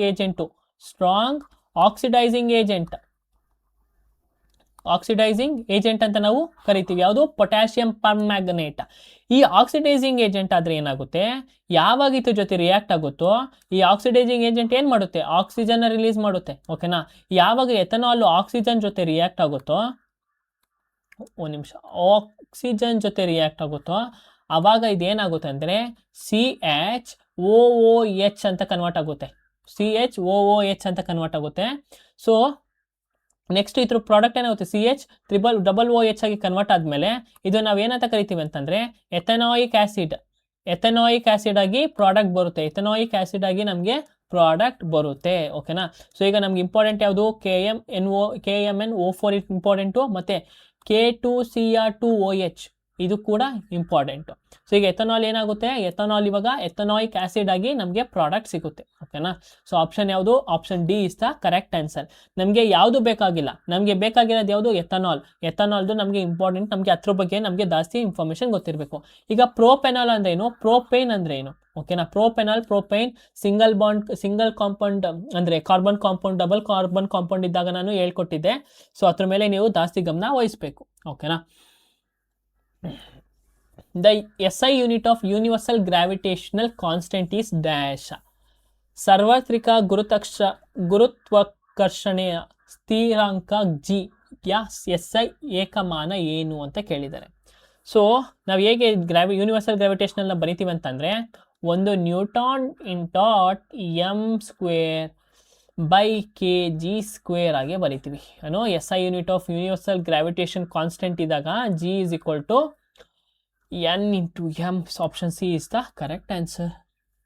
Animal with high energy needs and constant body temperature like birds and mammals have dash chambered hearts. ಪಕ್ಷಿಗಳು ಮತ್ತು ಸಸ್ತನಿಗಳಂತಹ ಹೆಚ್ಚಿನ ಶಕ್ತಿಯ ಅಗತ್ಯತೆಗಳು ಮತ್ತು ಸ್ಥಿರವಾದ ದೇಹದ ಉಷ್ಣತೆಯನ್ನು ಹೊಂದಿರುವ ಪ್ರಾಣಿಗಳು ಡ್ಯಾಶ್ ಕೋಣೆಗಳ ಹೃದಯಗಳನ್ನು ಹೊಂದಿರುತ್ತದೆ. ಸೊ ಎಷ್ಟು ಚೇಂಬರ್ ಹಾರ್ಟ್ ಅಂತ ಕೇಳಿದರೆ, ಸೊ ಯಾವ ಅನಿಮಲ್ಸು ತಮ್ಮ ಬಾಡಿ ಟೆಂಪರೇಚರ್ನ ಕಾನ್ಸ್ಟೆಂಟ್ ಆಗಿ ಇಟ್ಕೊಂಡಿರ್ತಾರೆ ಅಥವಾ ರೆಗ್ಯುಲೇಟ್ ಮಾಡಿ ಇಟ್ಕೊಂಡಿರ್ತಾರೆ. ಓಕೆನಾ. ಆ ಬರ್ಡ್ಸ್ಗಳು ಅದು ಯಾವ ಪ್ರಾಣಿಗಳು ಅಂದರೆ ಬರ್ಡ್ಸ್ ಆಗಿರ್ಬೋದು, ಮ್ಯಾಮಲ್ಸ್ ಆಗಿರ್ಬೋದು ಅಂತ ಕರಿತೀವಿ. ಬರ್ಡ್ಸ್ ಮತ್ತು ಮ್ಯಾಮಲ್ಸ್. ಬರ್ಡ್ಸ್ ಅಂದರೆ ಗೊತ್ತು ಪಕ್ಷಿಗಳು, ಮ್ಯಾಮಲ್ಸ್ ಅಂತ ಅಂದರೆ ನಾವು ಅಂತ ಕರಿತೀವಿ. ಹ್ಯೂಮನ್ಸು ಅಷ್ಟೇ, ನಾವು ಮ್ಯಾಮಲ್ಸ್. ಈಗ ಎಷ್ಟು ಚೇಂಬರ್ ಹಾರ್ಟ್ ಐತಪ್ಪ ನಮ್ಮ ಮ್ಯಾಮಲ್ಸ್ಗೆ ಅಥವಾ ಬರ್ಡ್ಸ್ಗಳಿಗೆ 4 ಚೇಂಬರ್ ಹಾರ್ಟ್ ಇರುತ್ತೆ. ಎಷ್ಟು ಚೇಂಬರ್ ಹಾರ್ಟ್ ಅಪ್ಪ ಅಂದರೆ 4 ಚೇಂಬರ್ ಹಾರ್ಟ್ ಅಂತ ಕರಿತೀವಿ. ಈಗ ಸೆಕೆಂಡ್ ಅಂದ್ಕೊಳ್ಳಿ, ಫಸ್ಟ್ ಇಲ್ಲ, ಯಾವ ವರ್ಟಿಬ್ರೇಟ್ಸ್ಗೂ 1 ಚೇಂಬರ್ ಹಾರ್ಟ್ ಇಲ್ಲ. 2 chamber heart, 3 chamber heart, 4 chamber heart. ಯಾವುದಕ್ಕಿದೆ? 2 ಚೇಂಬರ್ ಹಾರ್ಟ್ ಯಾವುದಕ್ಕೆ ಐತೆ ಗೊತ್ತಾ? ಫಿಶ್ಗೆ 2 ಚೇಂಬರ್ ಹಾರ್ಟ್ ಇದೆ. ಮತ್ತು ಆಂಫಿಬಿಯನ್ ಅಂದರೆ ಏನು? ಆಂಫಿಬಿಯನ್ ಅಂದರೆ those organisms which live both on land on water ಅಂತ ಕರಿತೀವಿ. ಆಂಫಿಬಿಯನ್ಸ್. ಇದಕ್ಕೆ 3 ಚೇಂಬರ್ಸ್ ಇರುತ್ತೆ. ಈ 3 ಚೇಂಬರ್ಸಲ್ಲಿ ಏನು? 2 ಆರ್ಟ್ರಿಯಮ್ ಮತ್ತು 1 ವೆಂಟ್ರಿಕಲ್. ಓಕೆನಾ. 2 ಚೇಂಬರ್ ಹಾರ್ಟ್ ಅಂತಂದರೆ 1 ಆರ್ಟ್ರಿಯಮ್ ಪ್ಲಸ್ 1 ವೆಂಟ್ರಿಕಲ್ ಇರುತ್ತೆ. ಅರ್ಥ ಆಯ್ತಾ? ಆಮೇಲೆ ಈಗ 4 ಚೇಂಬರ್ ಹಾರ್ಟ್ ಅಂದರೆ ಯಾರು? ಬರ್ಡ್ಸ್ ಆಗಿರ್ಬೋದು, ಮ್ಯಾಮಲ್ಸ್ ಆಗಿರ್ಬೋದು, ಅಥವಾ ಹ್ಯೂಮನ್ಸ್ ಅಂತಲೂ ನಾವು ಕರಿತೀವಿ. ಈಗ ಇನ್ನೊಂದು ಇದ್ರೊಳಗೆ ಒಂದು ಎಕ್ಸ್ಟ್ರಾ ಫ್ಯಾಕ್ಟ್ ಏನಪ್ಪ ಅಂತಂದರೆ ಕ್ರೊಕೊಡೈಲ್. ಈ ಕ್ರೊಕೊಡೈಲ್ ಗೊತ್ತಲ್ವಾ? ಮೊಸಳೆ. ಈ ಮೊಸಳೆ ಒಂದು ರೆಪ್ಟೈಲ್. ಓಕೆನಾ. ರೆಪ್ಟೈಲ್ ಅಂತ ಕರಿತೀವಿ. ಈ ರೆಪ್ಟೈಲಲ್ಲಿ ಸ್ಪೆಷಲಿ ಕ್ರೊಕೊಡೈಲ್ ಮಾತ್ರ it is the only reptile ಅಥವಾ ಕ್ರೊಕೊಡೈಲ್ ಮಾತ್ರ ಏನಿರುತ್ತೆ ಅಂದರೆ 4 ಚೇಂಬರ್ ಹಾರ್ಟ್ ಇರುತ್ತೆ. ಓಕೆನಾ, 4 ಚೇಂಬರ್ ಹಾರ್ಟ್ ಇರುತ್ತೆ. ಅದು ಬಿಟ್ಟರೆ ರೆಪ್ಟೈಲ್ಸ್ಗಳಿಗೆ ಯಾವಾಗಲೂ ಎಷ್ಟು ಚೇಂಬರ್ ಹಾರ್ಟ್ ಇರುತ್ತೆ? 3 ಚೇಂಬರ್ ಹಾರ್ಟ್ ಇರುತ್ತೆ. ಓಕೆನಾ, 3 ಚೇಂಬರ್ ಹಾರ್ಟ್. ರೆಪ್ಟೈಲ್ಸ್ ಅಂದರೆ ಯಾವ್ದು ಬರುತ್ತೆ? ಟಾರ್ಟಾಯ್ಸ್ ಆಗಿರ್ಬೋದು, ಸ್ನೇಕ್ ಆಗಿರ್ಬೋದು, ಲಿಸರ್ಡ್ ಆಗಿರ್ಬೋದು, ಅದೆಲ್ಲ ಏನು ಬರುತ್ತೆ? ರೆಪ್ಟೈಲ್ಸಲ್ಲಿ ಬರುತ್ತೆ. ಓಕೆನಾ, a length of wire L, area of cross section A and resistivity P as a resistance R. What will be the new resistance of the wire if the area of cross section is tripled? Keep all the parameters same. ಏನು ಕೇಳ್ತಿದ್ರೆ? L ಉದ್ದ, L ಅಂದರೆ ಉದ್ದ, A ಅಂದರೆ ಅಡ್ಡ ಛೇದದ ವಿಸ್ತರಣ, A ಅಂದರೆ area ಅಂತ ಕೇಳಿದರೆ ಏರಿಯಾನ A ಅಂತ ಹಾಕೊಳ್ಳಿ, ಮತ್ತು ಪಿ ಅಲ್ಲ ಅದು ರೋ ಅಂತ ಕರಿತೀವಿ. ರೋಧಶೀಲತೆಯನ್ನು ಅಂದರೆ ರೆಸಿಸ್ಟಿವಿಟಿ ಅಂದರೆ ರೆಸಿಸ್ಟೆನ್ಸ್. ಓಕೆನಾ, ಮತ್ತು ರೆಸಿಸ್ಟೆನ್ಸ್ ಆರ್, ರೆಸಿಸ್ಟಿವಿಟಿ ಪಿ. ರೆಸಿಸ್ಟೆನ್ಸ್ನೇನು ಪಿ, ರೆಸಿಸ್ಟಿವಿಟಿನ ಪಿ, ರೆಸಿಸ್ಟೆನ್ಸ್ನ ಆರ್ ಅಂತ ಹಾಕ್ಕೊಳ್ಳೋಣ. ಓಕೆನಾ, what will be the new resistance ಅಂದರೆ ಈ ತಂತಿಯ ಅಡ್ಡ ಛೇದದ ವಿಸ್ತರಣೆಯನ್ನು 3 ಪಟ್ಟು ಹೆಚ್ಚಿಸಿದರೆ ಅದರ ಹೊಸ ರೋಧ ಎಷ್ಟು ಅಂತ ಕೇಳಿದರೆ, ಯಾವಾಗ ಹೊಸ ರೆಸಿಸ್ಟೆನ್ಸ್ ಏನಾಗಿರುತ್ತೆ ಅಂದರೆ ಇಫ್ ಆಫ್ ದ ಒಂದು ನಿಮಿಷ, what will be the new resistance of this wire if the area of the cross section is tripled. So ನಮಗೆ ಗೊತ್ತಾಯಿತು, ಎಲ್ ಅಂದರೆ ಲೆಂತು, ಎ ಅಂದರೆ ಏರಿಯಾ, ಪಿ ಅಂತಂದರೆ ರೆಸಿಸ್ಟಿವಿಟಿ, ಆರ್ ಅಂದರೆ ರೆಸಿಸ್ಟೆನ್ಸು. ಸೊ ಈಗ resistance ಬಗ್ಗೆ ಮಾತಾಡಿದ್ರೆ ನಮಗೆ ರೆಸಿಸ್ಟೆನ್ಸ್ ಯಾವಾಗ ಜಾಸ್ತಿ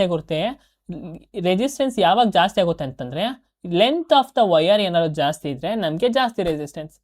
ಒಪ್ಕೋಬೋದಾ? ಏನು? ಲೆಂತ್ ಆಫ್ ದ ವಯರ್ ಜಾಸ್ತಿ ಇದ್ದರೆ ನಮಗೆ ಜಾಸ್ತಿ ರೆಸಿಸ್ಟೆನ್ಸ್. ಇವಾಗ ಇದೊಂದು ಕ್ರೌಡ್ ಅಂತ ಅನ್ಕೊಳ್ಳಿ. ಈ ಒಂದು ಕ್ರೌಡಲ್ಲಿ ಜಾಸ್ತಿ ಜನ ಇದ್ದಾರೆ. ಸೊ ಈ ಉದ್ದ ಕ್ರೌಡ್ ಇದ್ರೆ ಏನಾಗುತ್ತೆ, ಜನ ಎಲ್ಲ ಇಲ್ಲಿ ಉದ್ದಕ್ಕೆ ಇರ್ತಾರೆ. ಅವಾಗ ಏನಿರುತ್ತೆ? ಜಾಸ್ತಿ ರೆಸಿಸ್ಟೆನ್ಸ್ ಇರುತ್ತೆ, ನಮಗೆ ಓಪನ್ ಸ್ಪೇಸ್ ಕಡಿಮೆ ಇರುತ್ತೆ. ಅಂದರೆ ಲೆಂತ್ ಆಫ್ ದ ವಯರ್ ಜಾಸ್ತಿ ಇದ್ರೆ ನಮಗೆ ರೆಸಿಸ್ಟೆನ್ಸ್ ಜಾಸ್ತಿ. ಇದು ಅರ್ಥ ಆಯ್ತಾ? ಈಗ ರೆಸಿಸ್ಟೆನ್ಸ್ಗೆ ಮತ್ತು ಏರಿಯಾಗೆ ಹೋಲಿಸ್ಕೊಂಡ್ರೆ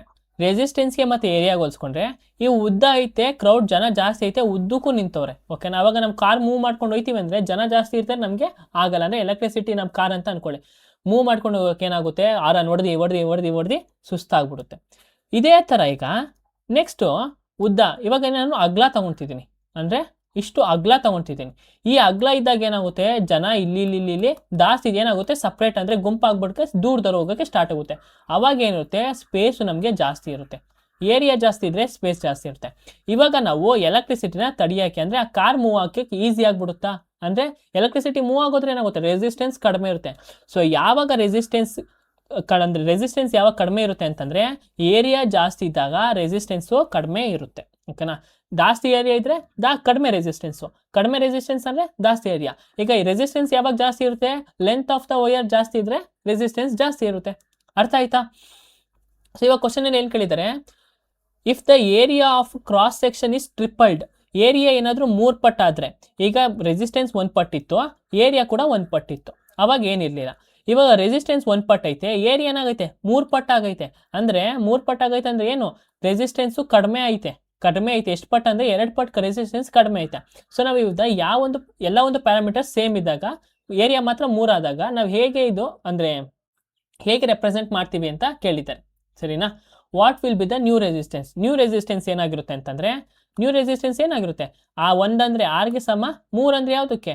ಏರಿಯಾ ಅಂದರೆ ಏರಿಯಾಗೆ ಸಮ. ಓಕೆನಾ, ಸೊ ಏನಂತ ಹೇಳ್ಬೋದು ಅಂದರೆ ಏರಿಯಾ ಮತ್ತು resistance they are inversely proportional ಅಂತ ಹೇಳ್ಬೋದು. ಅಂದರೆ ಏನಂತ ಹೇಳ್ಬೋದು? ಸೊ ಇವಾಗ ರೆಸಿಸ್ಟೆನ್ಸ್ ಇಸ್ ಈಕ್ವಲ್ ಟು ಏನು? 1/a ಅಂತ ಕರಿತೀವ.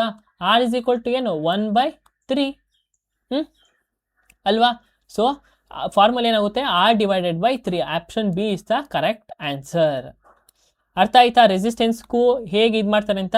ಮತ್ತು ನಮಗೆ ಕರ್ನಾಟಕ ಎಕ್ಸಾಮಲ್ಲೂ KE ಎಕ್ಸಾಮಲ್ಲೂ ಈ ಒಂದು ಕಾನ್ಸೆಪ್ಟ್ ಮೇಲೆ ನಮಗೆ 3 ಕ್ವಶನ್ಸ್ ಬಂದಿದೆ. ಬೇರೆ ಹಲವಾರು ಎಕ್ಸಾಮ್ಸಲ್ಲಿ 3 ಕ್ವಶನ್ಸ್ ಬಂದಿದೆ. ಮತ್ತು ಇದೇ ಕಾನ್ಸೆಪ್ಟ್ ಮೇಲೆ ಇಲ್ಲಿ ಏನು ಕೇಳಿದ್ದಾರೆ? ಇಲ್ಲಿ ಈ ಫಾರ್ಮುಲಾ ಕೇಳಿದ್ದಾರೆ. ಬಟ್ ಅಲ್ಲಿ ನಾನು ಹೇಳ್ಕೊಟ್ಟೆ ಅಲ್ವಾ, ಯಾವುದು ಇನ್ಕ್ರೀಸು, ಯಾವುದು ಡಿಕ್ರೀಸು, ಪ್ರಪೋರ್ಷನಲ್ ಯಾವುದೈತೆ ಅದ್ರ ಮೇಲೆ ನಮಗೆ ಕ್ವಶನ್ಸ್ ಕೇಳಿದ್ದಾರೆ. Which of the following is always formed during a naturalization reaction between a strong acid and the strong base? Naturalization reaction ಅಂದ್ರೆ ಏನು? Acid plus base is equal to ಏನು ಕೊಡುತ್ತೆ? ಕಮೆಂಟಲ್ಲಿ ತಿಳಿಸಿ. ಈ ಒಂದು ಕ್ವಶನ್ ಯಪ್ಪ ಎಷ್ಟು ಸರಿ ಕೇಳ್ಬಿಟ್ಟಿದ್ರು ನಮಗೆ ಸಾಕಾಗ್ಬಿಟ್ಟೈತೆ ಅಲ್ವಾ? ನಿಮಗೂ ಹಂಗೆ ಬೋರ್ ಆಗ್ಬಿಟ್ಟಿರುತ್ತೆ, ಏನು ಇದೇ ಕೇಳ್ತವ್ರೆ ಅಂತ. ಕಾಮೆಂಟಲ್ಲಿ ತಿಳಿಸಿ 20ನೇ ಕ್ವಶನ್ ಆನ್ಸರ್ ಎಷ್ಟು ಅಂತ.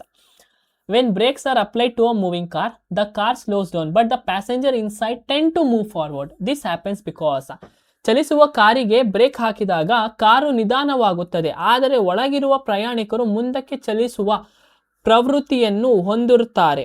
ಇದು ಸಂಭವಿಸಲು ಕಾರಣ ಏನು? ಯಾಕೆ ನೀವು ಬಸ್ ಬ್ರೇಕ್ ಹಾಕಿದ್ರೆ ನಾವ್ಯಾಕಪ್ಪ ಮುಂದೆ ಹೋಗ್ಬೇಕು? ಯಾವ್ದ್ರ ಬಗ್ಗೆ ಮಾತಾಡ್ತೀವಿ ಅಂದರೆ ಲಾ ಆಫ್ ಇನರ್ಷಿಯಾ ಬಗ್ಗೆ ಮಾತಾಡ್ತಿದ್ವಿ. ಇನರ್ಷಿಯಾ ಏನು ಹೇಳುತ್ತೆ ಅಂತಂದರೆ, ಒಂದು ಆಬ್ಜೆಕ್ಟ್ ಮೇಲೆ ನಾವು ಫೋರ್ಸ್ ಹಾಕಿಲ್ಲ ಅಂದರೆ ಅದು ನಾರ್ಮಲ್ ಪ್ಲೇಸಲ್ಲಿ ಇರುತ್ತೆ, ನಾವೇನಾದ್ರು ಫೋರ್ಸ್ ಹಾಕಿದ್ರೆ ಅದು ಮೂವ್ಮೆಂಟ್ ಆಗುತ್ತೆ. ಇಲ್ಲ ಅಂದರೆ ಅದು ಯಾವಾಗಲೂ ರೆಸ್ಟ್ ಅಂದರೆ ನಾರ್ಮಲ್ ಆಗಿ ಇರುತ್ತೆ. ಈಗ ಫುಟ್ಬಾಲ್ ಇರುತ್ತೆ, ನಾವು ಹೋಗಿ ಕಾಲಲ್ಲಿ ಹೋದ್ರೆ ತಾನೇ ಅದು ಮೂವ್ ಅಂದರೆ ಮುಂದಕ್ಕೆ ಹೋಗೋದು, ಇಲ್ಲಾಂದರೆ ಹತ್ರ ಪಡೆಗೆ ಅದು ಇರುತ್ತೆ ಅಲ್ವಾ, ಅದನ್ನೇ ನಾವು ಇನರ್ಷಿಯಾ ಅಂತ ಕರೆಯೋದು. ಸೊ ಅದೇ ಥರನೇ ಇವಾಗ ನಾವು ಏನಾಗುತ್ತೆ ಅಂತಂದರೆ ಕಾರಲ್ಲಿ ಹೋಗ್ತಾ ಇರ್ತೀವಿ ಅಂದರೆ ಮೋಷನಲ್ಲಿ ಇದ್ದೀವಿ, ಸಡನ್ ಬ್ರೇಕ್ ಆಗ್ತೀವಿ ಅಂದರೆ ಸ್ಟಾಪ್ ಆಗೋಕ್ಕೆ ಬ್ರೇಕ್ ಆಗ್ತೀವಿ. ಡ್ಯೂ ಟು ನಮ್ಮ ಮೋಷನಲ್ಲಿ ಇದ್ದಿದ್ದ ಕಾರಣ ನಾವೇನಾಗ್ತೀವಿ, ಮುಂದಕ್ಕೆ ಬರ್ತೀವಿ. ಸೊ ನಮ್ಗೇನು ಕ್ರಿಯೇಟ್ ಆಯ್ತು ಅಲ್ಲಿ, ಇನರ್ಷಿಯಾ ಕ್ರಿಯೇಟ್ ಆಯಿತು. ಸೊ ಏನಾಯ್ತು ಇಲ್ಲಿ ಆಪ್ಷನ್ಸ್ ನೋಡೋಣ. The brakes apply a forward force on the passenger ಮೇಲೆ ನೀವು ಫೋರ್ಸ್ ಅಪ್ಲೈ ಮಾಡಲ್ಲ. ಡ್ಯೂ ಟು ದ ಮೋಷನ್ ಅಲ್ಲಿ ಏನಾಗುತ್ತೆ, ಇನರ್ಷಿಯಾ ಕ್ರಿಯೇಟ್ ಆಗುತ್ತೆ. The passengers are pulled forward by gravity. The passengers have inertia and continue in the state of motion. Option C is the correct answer. ಪ್ರಯಾಣಿಕರು ಜಡತ್ವವನ್ನು ಹೊಂದಿರುತ್ತಾರೆ ಮತ್ತು ತಮ್ಮ ಚಲನೆಯ ಸ್ಥಿತಿಯಲ್ಲಿ ಮುಂದುವರಿಯುತ್ತಾರೆ. ಸೊ ಮೋಷನ್ ಇರುತ್ತೆ, ಅವಾಗ ಏನಾಗುತ್ತೆ, ಬ್ರೇಕ್ ಆಗ್ತಾಗ ಇನರ್ಷಿಯಾ ಕ್ರಿಯೇಟ್ ಆಗುತ್ತೆ. Which of the following is a micronutrient? ಈಗ ಮೈಕ್ರೋನ್ಯೂಟ್ರಿಯೆಂಟ್ ಅಂದ್ರೇನು? MICRO ಅಂತ ಬರೀತೀನಿ. ಮ್ಯಾಕ್ರೋನ್ಯೂಟ್ರಿಯೆಂಟ್ ಅಂದ್ರೇನು? ಮ್ಯಾಕ್ರೋ ಅಂತಂದರೆ ಇದು ನಮಗೆ ಜಾಸ್ತಿ ಪ್ರಮಾಣದಲ್ಲಿ ನ್ಯೂಟ್ರಿಯೆಂಟ್ಸ್ ಬೇಕು. ನ್ಯೂಟ್ರಿಯೆಂಟ್ಸ್ ಏನಕ್ಕೆ? ನಮ್ಮ ಬಾಡಿ ಬಿಲ್ಡ್ ಆಗೋಕ್ಕೆ ನಮಗೆ ನ್ಯೂಟ್ರಿಷನ್ ಬೇಕು, ಚೆನ್ನಾಗಿ ಎನರ್ಜಿ ಪುಷ್ಟಾಗಿರೋಕ್ಕೆ ನ್ಯೂಟ್ರಿಯೆಂಟ್ಸ್ ಬೇಕು. ನಮ್ಮ ಬಾಡಿಗೆ 2 ಥರದ ನ್ಯೂಟ್ರಿಯೆಂಟ್ಸ್ ಬೇಕು. ಒಂದು ಮೈಕ್ರೋ ನ್ಯೂಟ್ರಿಯೆಂಟ್ಸ್ ಅಂತ ಕರಿತೀವಿ, ಇನ್ನೊಂದು ಮ್ಯಾಕ್ರೋ ನ್ಯೂಟ್ರಿಯೆಂಟ್ಸ್ ಅಂತ ನಾವು ಕರಿತೀವಿ. ಮ್ಯಾಕ್ರೋ ನ್ಯೂಟ್ರಿಯೆಂಟ್ಸ್ ಅಂದರೆ NPK ನೆನ್ಪಿಟ್ಕೊಬಿಡಿ. N ಅಂದರೆ ನೈಟ್ರೋಜನ್, P ಅಂದರೆ ಫಾಸ್ಫರಸ್, K ಅಂದರೆ ಪೊಟ್ಯಾಷಿಯಮ್. ಅದಾದಮೇಲೆ ಮೆಗ್ನೀಷಿಯಮ್, ಆಮೇಲೆ ಕ್ಯಾಲ್ಶಿಯಮ್, ಇದೆಲ್ಲ ನಮಗೆ ಮ್ಯಾಕ್ರೋನ್ಯೂಟ್ರಿಯೆಂಟ್ಸು. ಮೈಕ್ರೋನ್ಯೂಟ್ರಿಯೆಂಟ್ಸ್ ಅಂದರೆ ಅದು ಜಿಂಕ್ ಆಗಿರ್ಬೋದು, ಅಥವಾ ಬೋರೋನ್ ಆಗಿರ್ಬೋದು, ಮ್ಯಾಂಗನೀಸ್ ಆಗಿರ್ಬೋದು, ಇವೆಲ್ಲ ಏನು ನಮಗೆ ಐರನ್ ಆಗಿರ್ಬೋದು, ಇದೆಲ್ಲ ಮ್ಯಾಕ್ರೋನ್ಯೂಟ್ರಿಯೆಂಟ್ಸು. ಐರನ್ನು ಒಂದು ಮೈಕ್ರೋನ್ಯೂಟ್ರಿಯೆಂಟ್ಸ್, ಸರಿನಾ? ಸೊ ಮೈಕ್ರೋ ಅಂತಂದರೆ ಕಡಿಮೆ ಪ್ರಮಾಣದಲ್ಲಿ ಬೇಕು, ಮ್ಯಾಕ್ರೋ ಅಂದರೆ ನಮ್ಮ ಬಾಡಿಗೆ ಜಾಸ್ತಿ ಪ್ರಮಾಣದಲ್ಲಿ ಬೇಕು. ಈ ಕೆಳಗಿನ ಯಾವುದು ಲಘು ಘೋಷಾಂಕ ಅಂದರೆ ಮೈಕ್ರೋನ್ಯೂಟ್ರಿಯೆಂಟ್ಸ್ ಆಗಿದೆ ಅಂತ ಕೇಳಿದ್ದಾರೆ. ಮೈಕ್ರೋನ್ಯೂಟ್ರಿಯೆಂಟ್ ಅಂದರೆ ಅದು ಜಿಂಕು, ಬೋರಾನ್, ಮ್ಯಾಗನೀಸ್, ಐರನ್ ಇವೆಲ್ಲೇನು ಮೈಕ್ರೋನ್ಯೂಟ್ರಿಯೆಂಟ್. ಫಾಸ್ಫರಸ್ಸು ಮ್ಯಾಕ್ರೋನ್ಯೂಟ್ರಿಯೆಂಟು, ಮ್ಯಾಗನೀಸ್ ಒಂದು ಮೈಕ್ರೋನ್ಯೂಟ್ರಿಯೆಂಟ್ಸು, ನೈಟ್ರೋಜನು ಮ್ಯಾಕ್ರೋನ್ಯೂಟ್ರಿಯೆಂಟ್, ಮ್ಯಾಗ್ನೀಷಿಯಮ್ ಒಂದು macronutrient. So option B is the correct answer. Which of the following rays is not use to locate the image formed by the spherical mirror? ಗೋಳಾಕಾರದ ಕನ್ನಡಿಯಿಂದ ರೂಪುಗೊಂಡ ಪ್ರತಿಬಿಂಬವನ್ನು ಪತ್ತೆ ಹಚ್ಚಲು ಕೆಳಗಿನ ಯಾವ ಕಿರಣವನ್ನು ಬಳಸಲಾಗುವುದಿಲ್ಲ ಅಂತ ಕೇಳಿದ್ದಾರೆ, ನಾಟ್ ಅಂತ ಕೇಳಿದ್ದಾರೆ. ಸೊ ನೋಡೋಣ ಏನಂದರೆ, ಜಸ್ಟ್ ಈ ಥರ ಕ್ವಶನ್ ಬಂದಾಗ ಏನು ಗೊತ್ತಾ, ಒಂದು ಮಿರರ್ ತೊಗೊಳ್ಳಿ, ಅದಕ್ಕೆ ಒಂದು ಪ್ರಿನ್ಸಿಪಲ್ ಆಕ್ಸಿಸ್ ಬರ್ಕೊಳ್ಳಿ, ಸೆಂಟರ್ ಆಫ್ ಕರ್ವೇಚರ್ ಬರ್ಕೊಳ್ಳಿ, ಇಲ್ಲಿ ಫೋಕಸ್ ಬರ್ಕೊಳ್ಳಿ, ಓಕೆನಾ? ಇಲ್ಲಿ ಫೋಕಸ್ ಬರ್ಕೊಳ್ಳಿ, ಒಳಗಡೆ ರಿಫ್ಲೆಕ್ಟ್ ಆಗ್ತೈತೆ. ಈ ಥರ ಕ್ವಶನ್ಸ್ಗಳಿಗೆ ಈ ಥರ ಮಾಡ್ಕೊಬಿಡಿ. ಏನಂತಂದರೆ ಇವ್ರೇನು ಕೇಳಿದ್ರು, ಯಾವೊಂದು ರೇಸು ಇಮೇಜ್ ಫಾರ್ಮಕ್ಕೆ ಹೆಲ್ಪ್ ಮಾಡುತ್ತೆ ಅಂತ ಕೇಳಿದ್ರು. ಯಾವ್ದು ಮಾಡಲ್ಲ ಅಂತ ಕೇಳಿದ್ದಾರೆ, ಅಂದರೆ 3 ಆಪ್ಷನ್ ಸರಿಯಾಗಿರುತ್ತೆ ಅಂತ. A ray passing through the focus that reflects parallel to the principal axis. A ray passing through the focus that reflects, focus ಅಂದ್ರೆ ಏನೋ, ಒಂದು ರೇ ಈ ಕಡೆಯಿಂದ ಬರ್ತೈತೆ, ರಿಫ್ಲೆಕ್ಟ್ ಅದೇನಾಗ್ತೈತೆ, parallel to the principal axis. ಇದು ಪ್ರಿನ್ಸಿಪಲ್ ಆಕ್ಸಿಸ್ಗೆ ಏನಾಗ್ತೈತೆ, ಪ್ಯಾರಲಲ್ ಆಗಿ ರಿಫ್ಲೆಕ್ಟ್ ಆಗ್ತೈತೆ. ಇವಾಗ ಇಮೇಜ್ ಫಾರ್ಮ್ ಆಗುತ್ತಾ? ಎಸ್, ಡೆಫಿನೆಟ್ಲಿ ಫಾರ್ಮ್ ಆಗುತ್ತೆ. ಆಮೇಲೆ ಆ ray perpendicular to the principal axis that reflects through the focus. Perpendicular to principal axis ಅಂದ್ರೆ ಏನು? ಇದು ಪ್ರಿನ್ಸಿಪಲ್ ಆಕ್ಸಿಸ್, ಇದಕ್ಕೆ ಪರ್ಪೆಂಡಿಕ್ಯುಲರ್ ಆಗೈತಂತೆ. ಆಮೇಲೆ ಏನಾಗುತ್ತೆ, ರಿಫ್ಲೆಕ್ಟ್ ಆದಾಗ ಏನಾಗುತ್ತೆ, ಪ್ರಿನ್ಸಿಪಲ್ ಆಕ್ಸಿಸ್ ಇಂದ ಫೋಕಸ್ ಅಂದರೆ ಪಾಸ್ ಆಗುತ್ತೆ ಅಂತ ಕೇಳಿದ್ದಾರೆ. ಸೊ ಈಗ ಪರ್ಪೆಂಡಿಕ್ಯುಲರ್ ಹಿಂಗಾದ್ರೂ ಇರ್ಬೋದು, ಪರ್ಪೆಂಡಿಕ್ಯುಲರ್ ಇಲ್ಲಾದ್ರೂ ಇರ್ಬೋದು. ಈಗ ಇಲ್ಲಿದ್ದಾಗ ಏನಾಗುತ್ತೆ, ಇಲ್ಲಿಗೆ ರಿಫ್ಲೆಕ್ಟ್ ಆಗಿ ಇಲ್ಲಿಗೂ ಹೋಗ್ಬೋದು, ಇಲ್ಲಿಗೆ ರಿಫ್ಲೆಕ್ಟ್ ಆಗಿ ಇಲ್ಲಿಗೂ ಹೋಗ್ಬೋದು, ಮತ್ತೆ ಪ್ರಿನ್ಸಿಪಲ್ ಫೋಕಸ್ಗೆ ಬರುತ್ತೆ ಅಂತೇನು. ಮತ್ತೆ ಹಿಂಗೆ ರಿಫ್ಲೆಕ್ಟ್ ಆದಾಗೂ ನಮಗೆ ಇಮೇಜ್ ಫಾರ್ಮ್ ಆಗುತ್ತೆ ಅಂತ ಕನ್ಫರ್ಮೇ ಇಲ್ಲ, ಫಾರ್ಮ್ ಆಗೋದೇ ಇಲ್ಲ ಇಮೇಜು. ಸೊ ಆಪ್ಷನ್ ಏನು, B is the correct answer. ಅಂದರೆ ಈ ಒಂದು ಸ್ಟೇಟ್ಮೆಂಟಲ್ಲಿ ಇಮೇಜ್ ಫಾರ್ಮ್ ಆಗಲ್ಲ, ಓಕೆನಾ? So B is the not use. ಈ ಬಿ ಅಂತ ಒಂದು ನಮಗೆ ಕಾನ್ಕೇವ್ ಆಗಿರಲಿ ಕಾನ್ವೆಕ್ಸ್ ಆಗಿರಲಿ ಪರ್ಪೆಂಡಿಕ್ಯುಲರ್ ಅಂತ ಬಂದಾಗ ನಮಗೆ ಈ ಥರ ಒಂದು ಕ್ವಶನಲ್ಲಿ ಪರ್ಪೆಂಡಿಕ್ಯುಲರ್ ಮೇಲೆ ಜಾಸ್ತಿ ಕ್ವಶನ್ಸ್ ಕೇಳೋದು. ಪರ್ಪೆಂಡಿಕ್ಯುಲರ್ ಬಂದಾಗ ಏನಾಗುತ್ತೆ, ಇಮೇಜ್ ಫಾರ್ಮ್ ಮಾಡೋಕ್ಕೆ ಆಗಲ್ಲ, ಆಬ್ಜೆಕ್ಟ್ ಫಾರ್ಮ್ ಆಗೋಕ್ಕೆ ಆಗಲ್ಲ ಅಲ್ವಾ. ಸೊ ನಮಗೆ ಕ್ವಶನಲ್ಲಿ ಈ ಥರ ಕ್ವಶನಲ್ಲಿ ನಮಗೆ ಪರ್ಪೆಂಡಿಕ್ಯುಲರ್ ಮೇಲೆ ಜಾಸ್ತಿ ಕ್ವಶನ್ಸ್ನ ಕೇಳ್ತಾರೆ. ಇನ್ನು 2 ಆಪ್ಷನ್ಸ್ ಕೂಡ ನಮಗೆ ಫಾಲೋ ಆಗುತ್ತೆ, ನೀವು ಟ್ರೈ ಮಾಡಿ. Which of the following molecules is split apart by the high energy ultraviolet for formation of ozone?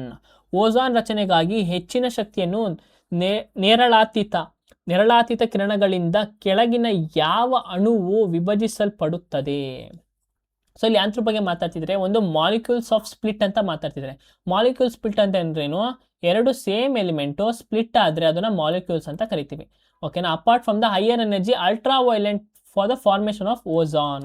ನಮಗೆ ಇಲ್ಲೇನು 3 ಕೇಳಿದ್ದಾರೆ. ಒಂದು ಅಲ್ಟ್ರಾವೈಲೆಂಟ್ ರೇಸ್ ಎನರ್ಜಿ ಕೇಳಿದ ಬಗ್ಗೆ ಮಾತಾಡ್ತಿದ್ರೆ, ಮತ್ತೆ ಓಝೋನ್ ಬಗ್ಗೆ ಮಾತಾಡ್ತಿದ್ದಾರೆ.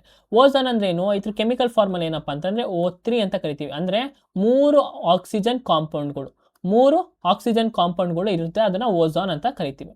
ಅರ್ಥ ಆಯ್ತಾ? ಈಗ ಮಾಲಿಕ್ಯೂಲ್ ಸ್ಪ್ಲಿಟ್ ಅಂದ್ರೆ ಏನು?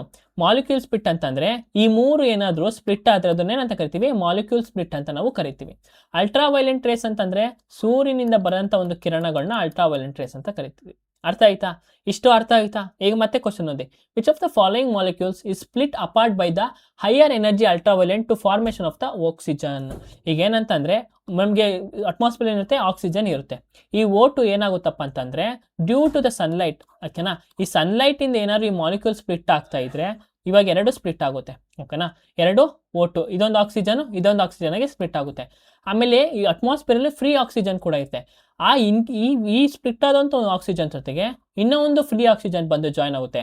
ಈ 3 ಕಂಬೈನ್ ಆಗಿ ಏನಾಗುತ್ತೆ, O3 ಆಗಿ ಫಾರ್ಮ್ ಆಗುತ್ತೆ. ಅಂದ್ರೆ 3 ಪ್ರಮಾಣದ ಆಕ್ಸಿಜನ್ ಆಗಿ ಫಾರ್ಮ್ ಆಗುತ್ತೆ. ಈ O3ನ ಏನಂತ ಕರಿತೀವಿ ನಾವು, ಓಝೋನ್ ಅಂತ ಕರಿತೀವಿ. ಏನಂತ ಕರಿತೀವಿ, ಓಝೋನ್ ಅಂತ ನಾವು ಕರಿತೀವಿ. ಅರ್ಥ ಆಯ್ತಾ? ಆಮೇಲೆ ಇನ್ನೊಂದು ಕಾನ್ಸೆಪ್ಟ್ ಹೇಳ್ತೀನಿ. ಇದು ಪಕ್ಕ ನಿಮಗೆ ಎಕ್ಸಾಮಲ್ಲಿ ಕೇಳ್ತಾರೆ. ಸೂರ್ಯನ ಕಿರಣಗಳಿಂದ ಯಾವ್ದಾದ್ರು ಒಂದು ಮಾಲಿಕ್ಯೂಲ್ ಸ್ಪ್ಲಿಟ್ ಆದರೆ ಅದನ್ನ ನಾವೇನಂತ ಕರಿತೀವಿ ಅಂತ ಕರಿತೀವಿ. ಅದನ್ನ ಫೋಟೋ ಡಿಸೋಸಿಯೇಷನ್ ಅಂತ ಕರಿತೀವಿ. ಫೋಟೋ ಡಿಸೋಸಿಯೇಷನ್ ಅಂತ ನಾವು ಕರಿತೀವಿ. ಆಯ್ತಾ? ಇದ್ರ ಮೇಲೆ ನಿಮಗೆ ಕ್ವಶನ್ಸ್ ಕೇಳಲಿಲ್ಲ ಅಂದ್ರೆ ಕೇಳಿ ಈ ವರ್ಷ, ಫೋಟೋ ಡಿಸೋಸಿಯೇಷನ್ ಅಂದ್ರೆ ಏನು ಅಂತ. ಓಕೆನಾ, ನೆನ್ಪಿಟ್ಕೊಳ್ಳಿ, ಕ್ವಶನ್ ಕೇಳ್ತಾರೆ. ಮತ್ತೆ ನಾನು ಇಲ್ಲೂ ಕೂಡ ಹಾಕಿದ್ದೀನಿ ಫೋಟೋ ಡಿಸೋಸಿಯೇಷನ್ ಅಂದ್ರೆ ಏನು ಅಂತ. ಸರಿನಾ? ಸೊ ಈಗ ಆಪ್ಷನ್ ಯಾವ್ದಾಗಿರುತ್ತಪ್ಪ, ಯಾವ ಮಾಲಿಕ್ಯೂಲ್ಸ್ನ ಸ್ಪ್ಲಿಟ್ ಮಾಡ್ತಾರೆ? O3 ಅಂದ್ರೆ ಏನು, ಆಕ್ಸಿಜನ್ ಸ್ಪ್ಲಿಟ್ ಮಾಡ್ಬೇಕಂದ್ರೆ ನಮ್ಗೆ ಏನ್ ಬೇಕು, O3 ಅಂದ್ರೆ ಓಝೋನ್ ಅಲ್ಲಿ ಯಾವ ಒಂದು ಕಾಂಪೌಂಡ್ಸ್ ಇರುತ್ತೆ, ಆಕ್ಸಿಜನ್ ಕಾಂಪೌಂಡ್ಸ್ ಇರುತ್ತೆ. So oxygen O2 oxygen split ಆಗಿ ಫ್ರೀ ಕಾಂಪೌಂಡ್ ಆಗಿ ಮತ್ತೇನೊಂದು ಜಾಯ್ನ್ ಆದರೆ O3 ಆಗುತ್ತೆ. ಸೊ ಇಲ್ಲಿ ಯಾವುದು ಸ್ಪ್ಲಿಟ್ ಮಾಡ್ತಿದ್ದಾರೆ ಅಂದರೆ ಆಕ್ಸಿಜನ್ ಮಾಲಿಕ್ಯೂಲ್ಸ್ನ ಸ್ಪ್ಲಿಟ್ ಮಾಡ್ತಿದ್ದಾರೆ. ಮತ್ತು ozone important question, ozone own ಎಲ್ಲಿ ಫೈಂಡ್ ಆಗಿದೆ. ಮತ್ತು ನಿಮಗೆ ಕ್ವಶನ್ಸ್ ಕೊಡ್ತೀನಿ, ಕ್ವಶನಲ್ಲಿ ಆನ್ಸರ್ ಮಾಡಿ. ಓಝೋನ್ ಲೇಯರ್ ಎಲ್ಲಿ ಫೌಂಡ್ ಆಗಿದೆ? ಮೊದಲನೇ ಕ್ವಶನ್, ಎಲ್ಲಿ ಫೌಂಡ್ ಆಗಿದೆ. ಎರಡನೇ ಕ್ವಶನ್, ಓಝೋನ್ ಡೇ ಅಂತ ಏನ ಸೆಲೆಬ್ರೇಟ್ ಮಾಡ್ತೀವಿ, ಯಾವತ್ತು ಸೆಲೆಬ್ರೇಟ್ ಮಾಡ್ತೀವಿ? ಎರಡನೇ ಕ್ವಶನ್. ಮೂರನೇ ಕ್ವಶನು, ಫಸ್ಟು ಓಝೋನ್ ಎಲ್ಲಿ ಕಂಡು ಬಂದಿದ್ದು? ಓಝೋನ್ ಓಲ್ ಎಲ್ಲಿ ಕಂಡು ಬಂದಿದ್ದು? ಓಝೋನ್ ಓಲ್ ಎಲ್ಲಿ, ಲೊಕೇಶನ್ ಎಲ್ಲಿ ಅಂತ. ಓಕೆನಾ, ಫಸ್ಟ್ ಓಝೋನ್ ಓಲ್ ಎಲ್ಲಿ ಕಂಡು ಬಂದಿದ್ದು ಕ್ವಶನ್ಸ್ ಕೇಳ್ತಾರೆ. ಆಯ್ತಾ? ಆಮೇಲೆ ಈ ಓಝೋನ್ ರಿಲೇಟೆಡ್ ಒಂದು ಅಮೆಂಡ್ಮೆಂಟ್ ಐತೆ. ಓಕೆನಾ, ಅದನ್ನ ಏನಂತ ಕರಿತೀವಿ? ಅಮೆಂಡ್ಮೆಂಟ್ ಅಂತ ಕರಿತೀವಿ. ಅದನ್ನ ಏನಂತ ಕರಿತೀವಿ? ಮತ್ತೆ ಒಂದು ಪ್ರೋಟೋಕಾಲ್, 5ನೇದು ಯಾವ ಪ್ರೋಟೋಕಾಲ್ ಇದು? ಪ್ರೋಟೋಕಾಲ್ನ ಯಾವ ಪ್ರೋಟೋಕಾಲ್ ಅಂತ ಕರಿತೀವಿ? ಓಝೋನ್ ಡೇನ ಯಾವ ಸೆಲೆಬ್ರೇಟ್ ಮಾಡ್ತೀವಿ? ಒಂದು ಪ್ರೋಟೋಕಾಲ್ ಇದೆ, ಅದನ್ನ ಏನಂತ ಕರಿತೀವಿ? ಅದನ್ನ ಎಲ್ಲಿ ಮಾಡಿದ್ದು? ಓಕೆನಾ. ಆಮೇಲೆ ಅಮೆಂಡ್ಮೆಂಟ್ ಯಾವಾಗ ಆಯಿತು? ಈ ಅಮೆಂಡ್ಮೆಂಟಲ್ಲಿ ಇದ್ದಾಗ ಯಾವ ಗ್ಯಾಸ್ನ ನಾವು ಫೇಸ್ ಔಟ್ ಮಾಡಬೇಕು ಅಂತ ಅಂದ್ಕೊಂಡಿದ್ವಿ? ಈ ಓಝೋನಲ್ಲಿ ಯಾವ ಗ್ಯಾಸ್ನ ಫೇಸ್ ಔಟ್ ಮಾಡಬೇಕು ಅಂದ್ಕೊಂಡಿದ್ವಿ? ಈ 6 ಕ್ವಶನ್ಗೆ ನೀವು ಉತ್ತರ ಕೊಡಬೇಕು. ಅವಾಗ ಏನಾಗುತ್ತೆ, ಓಝೋನ್ ಬಗ್ಗೆ ನೀವು ಕಂಪ್ಲೀಟ್ ಕ್ವಶನ್ ಅಂದರೆ ಕಲ್ತ್ಕೊಂಡಂಗೆ ಆಗುತ್ತೆ. ಸರಿನಾ? What is the main purpose of refining a metal after it has been extracted? ಲೋಹವನ್ನು ಹೊರ ತೆಗೆದ ನಂತರ ಅದನ್ನು ಶುದ್ಧೀಕರಿಸುವ ಮುಖ್ಯ ಉದ್ದೇಶವೇನು? ಸೊ ಈಗ ಒಂದು ಮೆಟಲ್ನ ನಾವು ಒಂದು ಓರಿಂದ ಎಕ್ಸ್ಟ್ರಾಕ್ಟ್ ಮಾಡಿದ್ವಿ. ಓಕೆನಾ, ಈಗ ಇದೊಂದು ಓರ್ ಇತ್ತು. ಓಕೆನಾ, ಇದೊಂದು ಓರ್ ಇತ್ತು, ಇದ್ರೊಳಗೆ ಕಾಪರ್ ಇತ್ತು, ಇಷ್ಟು ಗೋಲ್ಡ್ ಇತ್ತು, ಮತ್ತು ಇಷ್ಟು ಜಿಂಕ್ ಇತ್ತು, ಎಲ್ಲನೂ ಇತ್ತು. ಓಕೆನಾ, ಇದನ್ನು ನಾವು ಒಂದು ಪ್ಯೂರ್ ಕಾಪರ್ ಆಗಿ ಎಕ್ಸ್ಟ್ರಾಕ್ಟ್ ಮಾಡ್ಕೊಂಡಿದ್ವಿ. ಈ ಕಾಪರಲ್ಲಿ ಇನ್ನೂ ಏನಿರುತ್ತೆ? ಈ ಕಾಪರಲ್ಲಿ ಒಂದು ಪ್ಯೂರ್ ಕಾಪರ್ ಇರುತ್ತೆ, ಇನ್ನೊಂದು ಏನಿರುತ್ತೆ, ನಾರ್ಮಲ್ ಇಂಪ್ಯೂರ್ ಕಾಪರ್ ಇರುತ್ತೆ. ಈ ಒಂದು ಕಾಪರಲ್ಲಿ ಇನ್ನೂ ಪ್ಯೂರ್ ಕಾಪರ್ನ ತೆಗಿಯಕ್ಕೆ ನಾವೇನು ಮಾಡ್ತೀವಿ ಅಂದರೆ ಮತ್ತೆ ರಿಫೈನಿಂಗ್ ಮಾಡೋಕ್ಕೆ ಹೋಗ್ತೀವಿ. ಓಕೆನಾ, ಏನು ಮಾಡಕ್ಕೆ ಹೋಗ್ತೀವಿ, ರಿಫೈನಿಂಗ್ ಮಾಡೋಕ್ಕೆ ಹೋಗ್ತಾ ಇದ್ದೀವಿ. ಸೊ ಆಪ್ಷನ್ ನೋಡೋಣ. To increase the melting point of the metal, to improve impurities, to remove impurities from the extracted metal, ಹೊರೆ ತೆಗೆಯಲಾದ ಲೋಹದೊಂದಿಗೆ ಕಲ್ಮಶಗಳನ್ನು ತೆಗೆಯುವುದು. ಸೊ ಇದನ್ನು ಯಾವ ಪ್ರಾಸೆಸ್ನ ಬಳಸ್ತೀವಿ ನಾವು ಇಲ್ಲಿ, ಎಲೆಕ್ಟ್ರೋಲಿಸಿಸ್ ಪ್ರಾಸೆಸ್ನ ನಾವು ಬಳಸ್ತೀವಿ. ಓಕೆನಾ, ಗೊತ್ತಿದೆಯಾ, ಕಾಪರ್, ಇಂಪ್ಯೂರ್ ಕಾಪರ್ನ ಕಾಪರ್ ಆಗಿ ಹೇಗೆ ಮಾಡಿದ್ವಿ ಅಂತ ನಾನು 4ನೇ ಕ್ಲಾಸ್ ಮುಂಚೆ ಅದನ್ನು ಹೇಳ್ಕೊಟ್ಟಿದ್ದೆ. ಓಕೆನಾ, ಎಲೆಕ್ಟ್ರೋಲಿಸಿಸ್ ಪ್ರಾಸೆಸ್ ಯೂಸ್ ಮಾಡ್ತೀವಿ. ಮತ್ತು ಇನ್ನು ಯಾವ ಪ್ರಾಸೆಸ್ ಅಂತಂದರೆ ರಿಡಕ್ಷನ್ ಗೊತ್ತಿರಬೇಕು ನಮಗೆ, ಆಕ್ಸಿಡೇಷನ್ ಅಂದರೆ ಗೊತ್ತಿರಬೇಕು, ಮತ್ತು ಕ್ಯಾಲ್ಸಿನೇಷನ್ ಅಂದರೆ ಏನು, ರೋಸ್ಟಿಂಗ್ ಅಂದರೆ ಏನು, ಇಲ್ಲ ಎಲ್ಲದ್ರ ಬಗ್ಗೆನೂ ನಮಗೆ ಗೊತ್ತಿರಬೇಕು. ಮೆಟಲಲ್ಲಿ ಎಕ್ಸ್ಟ್ರಾಕ್ಷನ್ ಆಫ್ ಮೆಟಲ್ ಅಥವಾ ರಿಯಾಕ್ಟಿವ್ ಸಿರೀಸ್ ಕಾನ್ಸೆಪ್ಟು ನಿಮಗೆ ತುಂಬ ಇಂಪಾರ್ಟೆಂಟ್, ಸರಿನಾ. ಸೊ ಈ ದಿನದ 4 ಪ್ರಶ್ನೆಗಳಂದರೆ 4 ಹಾಟ್ ಟಾಪಿಕ್ ಯಾವುದು ಅಂತ ಕೊಡ್ತೀನಿ, ನೋಟ್ ಡೌನ್ ಮಾಡ್ಕೊಳ್ಳಿ. ಈ ದಿನದ 4 ಹಾಟ್ ಟಾಪಿಕ್ ಈ ದಿನದ್ದು ಯಾವುದಪ್ಪ ಅಂತಂದರೆ, ಮೊದಲನೇದು ಏನರ ಬಗ್ಗೆ ಓದಬೇಕಂತಂದರೆ, ಮೊದಲನೇದು ಹಾರ್ಟ್ ಆಗಿದೆ ಅಲ್ವಾ, ಬ್ರೈನ್ ಹಾರ್ಟ್ ಆಗಿದೆ. ಓಕೆ, ಟಿಶ್ಯೂನೂ ಆಗಿದೆ. ಸೊ ಇನ್ನು ಬಯಾಲಜಿಲಿ ನಾವು ಏನು ಮಾಡಬೇಕಂತಂದರೆ, ಇಂಪಾರ್ಟೆಂಟ್ ಯಾವುದಪ್ಪ ಅಂದರೆ ಡಿಸೀಸಸ್ಸು ಪ್ಲಸ್ ವಿಟಮಿನ್ ಎ ಯಾವುದಕ್ಕೆ, vitamin A retinol, vitamin B1 thiamine, vitamin B2 riboflavin, vitamin B3 ಏನು, ವಿಟಮಿನ್ B6 ಯಾವುದಕ್ಕೆ, ಫಿಟ್ಸ್ ಆಗೋದು, ಶೀಸರ್ಸ್ ಆಗೋದು, ಅದು B6 ನಮ್ಮ KE ಕ್ವಶನಲ್ಲಿ ಕೇಳಿದ್ದಾರೆ, KE ಎಕ್ಸಾಮಲ್ಲಿ ಕೇಳಿದ್ದಾರೆ. ವಿಟಮಿನ್ B6 ಯಾವುದು, ವಿಟಮಿನ್ B12 ಅಂದ್ರೆ ಏನು, ಅನಿಮಿಯಾ. ವಿಟಮಿನ್ ಡಿ ಅಂದ್ರೆ ಏನು, ರಿಕೆಟ್ಸ್ ಅಲ್ವಾ. ಇದೆಲ್ಲ ನಮಗೆ ಗೊತ್ತಿರಬೇಕು. ಟೋಕೋಫೆರಾಲ್ ಅಂತ ಯಾವುದೋ ಕರಿತೀವಿ, ವಿಟಮಿನ್ ಇಗೆ ಕರಿತೀವಿ, ಅದೆಲ್ಲದ್ರ ಬಗ್ಗೆ ಗೊತ್ತಿರಬೇಕು. ಇದು ಬಯೋ ಎಲ್ಲ ಆಯಿತು. ನೆಕ್ಸ್ಟು ಫಿಸಿಕ್ಸಲ್ಲಿ ಯಾವುದಪ್ಪ ಅಂದರೆ ಎಲೆಕ್ಟ್ರಿಸಿಟಿ. ಓಕೆನಾ, ಎಲೆಕ್ಟ್ರಿಸಿಟಿ ಬಗ್ಗೆ ತಿಳ್ಕೊಳ್ಳಿ. ಅದಾದಮೇಲೆ 4ನೇ ಹಾಟ್ ಟಾಪಿಕ್ ಯಾವ್ದು ಹೇಳ್ಬೋದು ಅಂತಂದರೆ DNA. ಅವತ್ತಿಂದ ನಾವು ನೋಡ್ತಾ ಇದ್ದೀವಿ, ಇದು ಆಯಿತು. ಆಮೇಲೆ ಕೆಮಿಸ್ಟ್ರಿಯಿಂದ ಆ್ಯಸಿಡ್ ಬೇಸಿಸ್ ಆ್ಯಂಡ್ ಸಾಲ್ಟ್ಸಲ್ಲಿ acid plus base and salt. ಓಕೆನಾ, ಇದರೊಳಗೆ ಇನ್ನಷ್ಟು ರಿಯಾಕ್ಷನ್ಸ್ನ ನೀವು ನೋಡ್ಕೋಬೇಕಾಗುತ್ತೆ. ಓಕೆನಾ, ನೀವು ನೋಡ್ಕೋಬೇಕಾಗುತ್ತೆ. ಇನ್ನು ನಾಲ್ಕನೇದು ಯಾವುದಪ್ಪ ಅಂತಂದರೆ ಕಿಂಗ್ಡಮ್. ಫಾರ್ ಎಕ್ಸಾಂಪಲ್ ಇವಾಗ ರೆಪ್ಟೈಲು, ಆಂಫಿಬಿಯನ್ಸ್ ಎಲ್ಲ ನೋಡಿದ್ವಲ್ವಾ, ಅದ್ರ ಕ್ಯಾರೆಕ್ಟರಿಸ್ಟಿಕ್ಸ್ ಫೀಚರ್ಸು ಬೇಸಿಕ್ ಆಗಿ ಇದೊಂದು ಹಾಟ್ ಟಾಪಿಕ್ ಅಂತ ನಾವು ಕನ್ಸಿಡರ್ ಮಾಡ್ತೀವಿ, ಸರಿನಾ. ಸೊ ಇದಿಷ್ಟು ಇವತ್ತು ಕಲ್ತ್ಕೊಳ್ಳಿ. ಇನ್ನು ನೆಕ್ಸ್ಟ್ ಬರೋ ಟಾಪಿಕಲ್ಲಿ ನೆಕ್ಸ್ಟ್ ಬೇರೆ ಟಾಪಿಕ್ನ ನಾನು ತಗೊಬರ್ತೀನಿ. ಓಕೆನಾ, ಸೊ ಥ್ಯಾಂಕ್ಸ್ ಫಾರ್ ವಾಚಿಂಗ್. ಇನ್ನು ಯಾರು ಸಬ್ಸ್ಕ್ರೈಬ್ ಮಾಡಿಲ್ಲ ದಯವಿಟ್ಟು ನಮ್ಮ ಚಾನಲ್ ಸಬ್ಸ್ಕ್ರೈಬ್ ಮಾಡಿ, ಮತ್ತು ಎಲ್ಲ ನಿಮ್ಮ ಫ್ರೆಂಡ್ಸ್ಗಳಿಗೂ ಶೇರ್ ಮಾಡಿ. ಓಕೆನಾ, ಸೊ ಲೈಕ್ ಮಾಡೋದು ಮರಿಬೇಡಿ, ಮತ್ತು ಶೇರ್ ಮಾಡಿ, ಆದಷ್ಟು ಎಷ್ಟಾಗುತ್ತೋ ಅಷ್ಟು ನಿಮ್ಮ ಫ್ರೆಂಡ್ಸ್ಗಳಿಗೆ ಶೇರ್ ಮಾಡಿ. ಯಾಕಂದರೆ ಕರ್ನಾಟಕದಲ್ಲಿ ನಮಗೆ ಇದೊಂದು ಕೊರತೆ, ಕರ್ನಾಟಕದಲ್ಲಿ ಯಾರೂ ಕ್ಲಾಸ್ ಮಾಡ್ತಿಲ್ಲ ಅಂತ. ಹಿಂದಿಲಿ ಕ್ಲಾಸ್ ಮಾಡ್ತಿದ್ದಾರೆ, ಬಟ್ ನಮ್ಗೆ ಹಿಂದಿ ಅರ್ಥ ಆಗ್ತಿಲ್ಲ ಗುರು, ನಾವೇನು ಮಾಡೋಣ ಅಲ್ವಾ. ಸೊ ಅದಕ್ಕೋಸ್ಕರನೇ ನಾವು ಬಂದಿರೋದು. ಸೊ ಇನ್ನೆಲ್ಲ ಕ್ಲಾಸಸ್ ಕನ್ನಡದಲ್ಲಿ ಇರುತ್ತೆ. ದಯವಿಟ್ಟು ಎಷ್ಟಾಗುತ್ತೋ ಎಲ್ಲ ನಿಮ್ಮ ಫ್ರೆಂಡ್ಸ್ಗಳಿಗೂ, ನಿಮಗೆ ಕ್ಲಾಸ್ ಇಷ್ಟ ಆದರೆ ಡೆಫಿನೆಟ್ಲಿ ನೀವು ಶೇರ್ ಮಾಡಬೇಕು. ಓಕೆನಾ, ಸೊ ಥ್ಯಾಂಕ್ ಯು ಎವ್ರಿವನ್. ಮತ್ತೆ ನಿಮ್ಮೊಂದಿಗೆ ನಾಳೆ ನಾನು ಸಂಜೆ 5 ಗಂಟೆಗೆ ಸಿಗ್ತೀನಿ. Until then take care, good night, ಬಾಯ್.